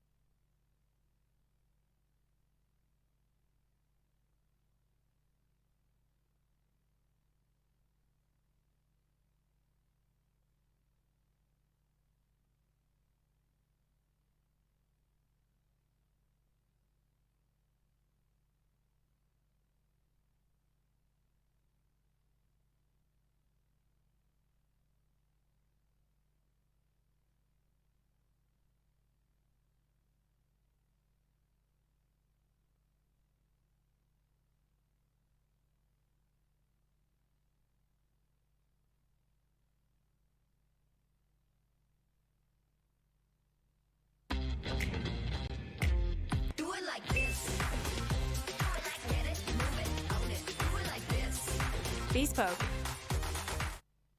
It's my feel-good breakfast show. Welcome back. You're tuning into your Feel Good Breakfast Show, Expresso right here on S3. Fun and games, guys. These guys are still trying to just soothe each other. Processing everything. Yeah, I know. I think it's been a while since I touched another man's chin in that way. It's been a while for you to process. Look, that's been good fun. But now, talking about fun as well, we've been exploring the term traditional family this morning and challenging what is considered the norm. And what we did is we did some research on the popular Reddit forum and have put together some of the most unique family traditions out there. Yeah, and some are absolutely crazy. Some actually might echo some of your own family traditions. So let's dive right in and have a little bit of fun. I'll start with this one. So after each Christmas/festive season, my grandma used to make all the grandkids line up, youngest to oldest, and make us all drink castor oil. This might have been like Wow. 45 years ago. Castor oil used to be, I'm sure, like a like a- cure-all. like a Yeah, it's to help stomach- with stomach ailments. Or maybe it did none of those things and it All was I, just an all I old know lifestyle. is, But all I know is it's disgusting. yeah. It's not something that you look forward to. Yeah. But that's a memorable moment. Thanks, Maybe Gran. she felt like all the kids were just crusty and lubrication. Yeah, it's like, why? I have so many questions. Well, while you ponder on that, here's another one. Now, whenever any of us has to take any exam, they take a single uncooked potato with them. Yeah, this has been tradition ever since my grandpa found one in his pocket after acing his driving test. Now, we're not a particularly superstitious family otherwise, but the potato has proven itself indispensable. All right. Have you guys got any potatoes that I don't know about? Not potatoes. Okay. No, not potatoes. Wow. But Then what if you don't have like a baby potato or something small? All you got is like one of these Hasselbacks or whatever you call them, one of those gigantic ones. What do you? I would Then probably you carry a separate bag for it. If I had known that, I would have brought a pocket of potatoes to my matric exam. Oh, for you know what I to mean? help out. It's not eating chips, eh? It's We had another user that wrote, in my family, when someone gets pregnant, the majority of control of who names the child goes to the opposite gender of the baby. So if it's a boy, the mom gets the majority choice. And if it's a girl, the dad gets the majority choice. Obviously, they have to agree on the name, but choosing and brainstorming is really left to that one parent. And it's really an odd tradition. I they dig say. that. Yeah, I quite like that one. Yeah. Because, I mean, yes, it's your thing, yes, but come on, you still got to agree. Yeah. So, yeah. But this is I a like good that, relationship tester as Also, well. you let go, because chances are as a guy, you've known a guy with that name. The amount of names I've crossed off is like, no, I knew a guy like that and he was a Yeah, you don't want to be like I that. don't want him to grow up to be a Ryle. No, please take it off. I love that. No, this is the tradition I'm definitely going to adopt for my family now. Yeah. We sing happy birthday in Polish. Whoa. We do not speak Polish. Really? Okay, that's cool. I wonder where that came how from. it goes, actually. No, I'm not going to try. I'm not even going to try. Let me help you sing. Go for it. Go for it. Go for it. Und Butter to you. Look, the fun and games don't stop because here's another crazy tradition we want to know about. When my brother and I were little, we had this thing called Pig's Day. Nice. Once per month. Now, it meant lots of spaghetti, even more tomato soup and forks. Now, spoons or knives were also strictly prohibited. Oh, wow. Now, we were allowed to eat the pasta in any way we liked, with our face in the plate, with our hands, or throwing it across the room, aiming at each other's mouths, or anywhere else, basically. It was the best thing ever. I think we kept finding some lonely spaghettis on kitchen cupboards for days afterwards, every time. And if I ever have kids, we will do this again. Nice. Oh, wow. That is amazing. Who's cleaning up after that? That's exactly my question. Yeah. Look, as a dad of two boys, the last thing I want is spaghetti all over my kitchen room. Like, it's nice to have a bit of a pig out now and then, but come on. I was thinking of like a cool tradition. Like maybe you can be smart about it. Like every Friday, our tradition is chores. And you make it like a fun thing, like, yeah, let's clean the dishes. Yes. Unfortunately, that whole reverse psychology thing, at a point your kids figure it out. it? It's like, no. So my whole thing is I'm constantly like, I'll close my eyes and like, don't you dare put that dish in the dishwasher. Oh, you better not. You better not. And now I can see Georgia will do it like 1 out of every 3 times. Oh, my gosh. Oh, no, I love it. Every family is completely unique, and we are here for that. Absolutely awesome. And look, we've had a lot of laughs today. I don't think we need another laugh, but you can let's always do it. have Let's do it, another yeah. laugh. I'm here for it. We're going to continue to do the lucky of the day. Yes, laugh of the day here on your Feel Good Breakfast show. And of course, nearing the show itself, we need to just keep this incredible mood going. So let's take a look at this conversation with Steve Harvey. Ooh. So, do you have a favorite subject in school? I like the fish. So good. You like the what? Fish. Fish in the sea. Oh, fish. Yeah. Oh, they serve fish at the school? Yes. Oh, you like to have, oh. You cook the fish, and then you get it It's on the fish. plate, and then you give Hold on, partner. Fish. Say this right. Fish. No. Fish. No, it's not fish. Fish. Yes. Fish. Yes, Say it yes, real yes. quick, short. Just we ain't gonna make it. We ain't gonna make it, man. No, it's not You don't teach me. Listen to me, Oscar. Always upset Fish. that. Fish. All right. So, what type of fish do you like? I don't know what kind of fish it was. Do you know what kind it is, Mom? Just like fish and chips. Oh, fish and chips. Yes. Oh, like French fry, I mean. Definitely. Yeah, there we go. Now we talking.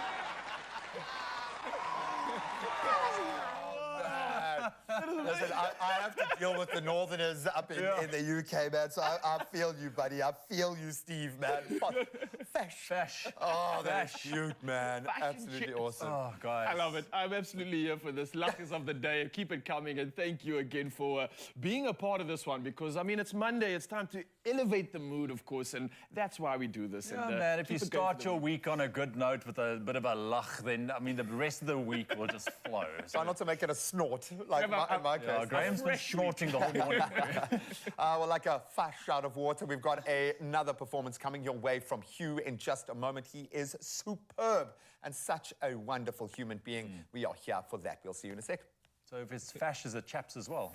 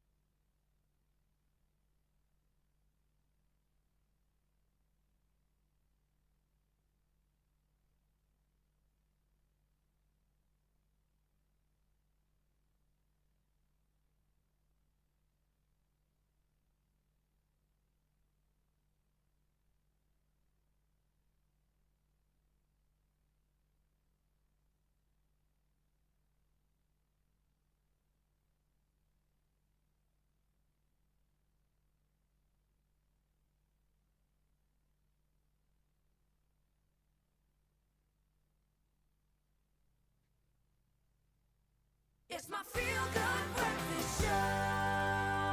Oh, yes, Mzansi, welcome back to your Feel Good Breakfast Show. What an incredible show it's been on this Monday edition, and we're going to elevate it one more notch. Now, joining us is the talented singer, songwriter, and guitarist, Yu Lin, in the building. Now, man, you've been doing some incredible stuff this morning. How's your day been? How's this morning been for you, serving Mzansi live right now? Completely a brand new experience. Yeah? I've never experienced this before, so it's interesting. And you enjoying yourself? Yeah, I know. Like I said, it's quite nerve-wracking. Okay. But I did it. Look, you're doing an incredible job, and I wanted you to know so much so that we've got so many people commenting, giving you love. So I want to read some of that out to you right now, just to make you feel that much better. So let's check it out. We first got Shireen Abrams, who says, awesome performance. Wow, his voice, I absolutely love it. That's you they're talking about, just by the way, right? Wow. And then we got another one coming through saying, I love that voice. Teresa also comes through with the love, saying, enjoyed the performance, absolutely love his voice. And Lynn Chatter's also coming through saying, beautiful, and good morning, family. So, mans, you are serving the people. They're absolutely loving you. And I think they want a lot more of you. So while we have you here, where else can we see you perform? I know you're doing a lot of things in this country. So where your performance is at, and how can people see more of you? Honestly, I think Instagram, Facebook will definitely be the best place to check me out. Okay. I've got a mobile number there for bookings if they want to book me. And other than that, all of my shows are obviously on my page and everything, so they can just check it out. I like that. So you want to elevate your event, Mzansi, you want to turn things into magic, get this man involved because he's also available for hire. But right now we're doing something special. This is an exclusive. It's never been performed before. This is his new single. It is As Jy Kan Braai from Yu Lin. Are you ready for this? I'm ready. Let's go, boy. Blaasjappie is ek nou nie 'n stadsknappie, dis wat my are vlieg. Geen geduld vir saad om te groei of sit en wag vir eiers om my te bloei. Maar hey, daar stap daai meisie aan, trek ek gou my grondpad verder aan. En 'n toetel neem wat los aan, my secret saks lê in my vir die boerespan.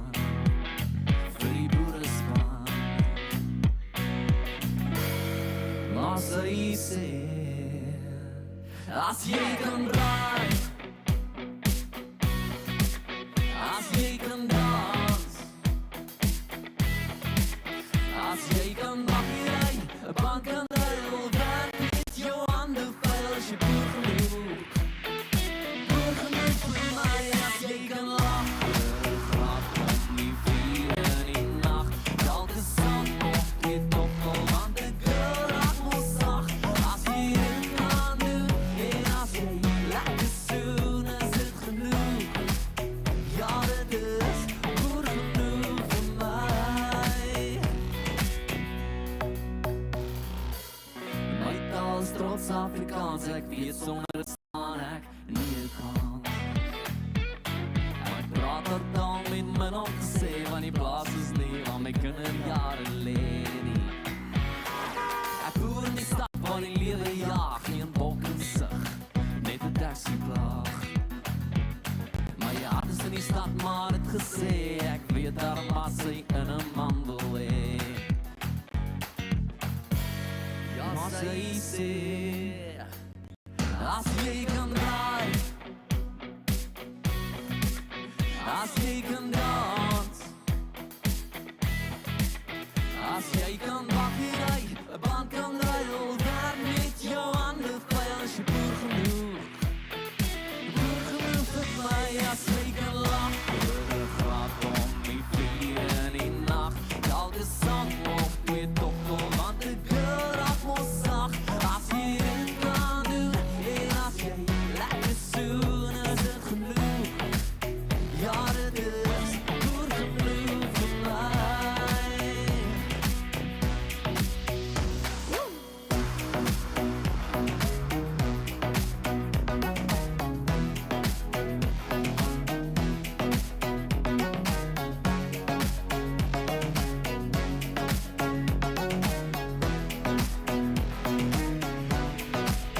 As jy kan draai,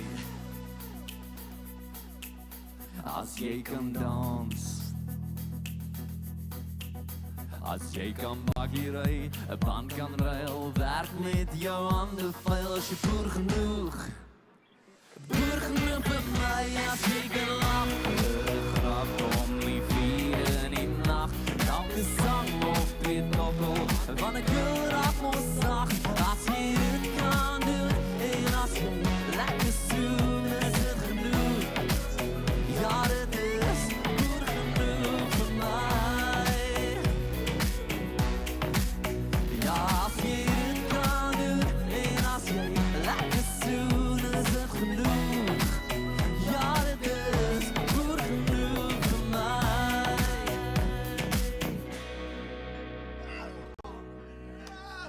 I can almost do all of those things.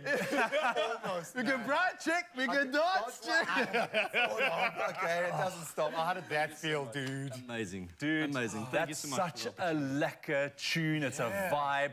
As jy stadsjaapie is, maak net seker dat jy kan braai. Ja. Okay. Dis al jy Listen, moet it's releasing next week, the 30th of June. Waar kan mense dit kry? Spotify, Apple Music, YouTube is a pretty cool music video. So Nice. please go check it out. Pretty cool, he said. Yeah. Pretty cool. I think it's very cool. Yeah, it's the same like I've got a little bit of money, right? Oh yeah, just a little bit. I'm no Jeff Bezos, but I got a little bit of money. It's Listen, bro, okay. you've been more than pretty cool. You've been absolutely incredible. Thank you for serving us. Thank you for giving us your energy and for giving us a debut right here live on your Feel Good Breakfast Show. That's enough to celebrate, man. Thanks so much for You're a having me. legend. Appreciate it so much. I think you've introduced another braai tradition to the family model. We are here for that. Thank you so much to all of our amazing guests and most importantly to you. We love you. You are our family. We'll see you tomorrow. Adios. Right. Well done, son.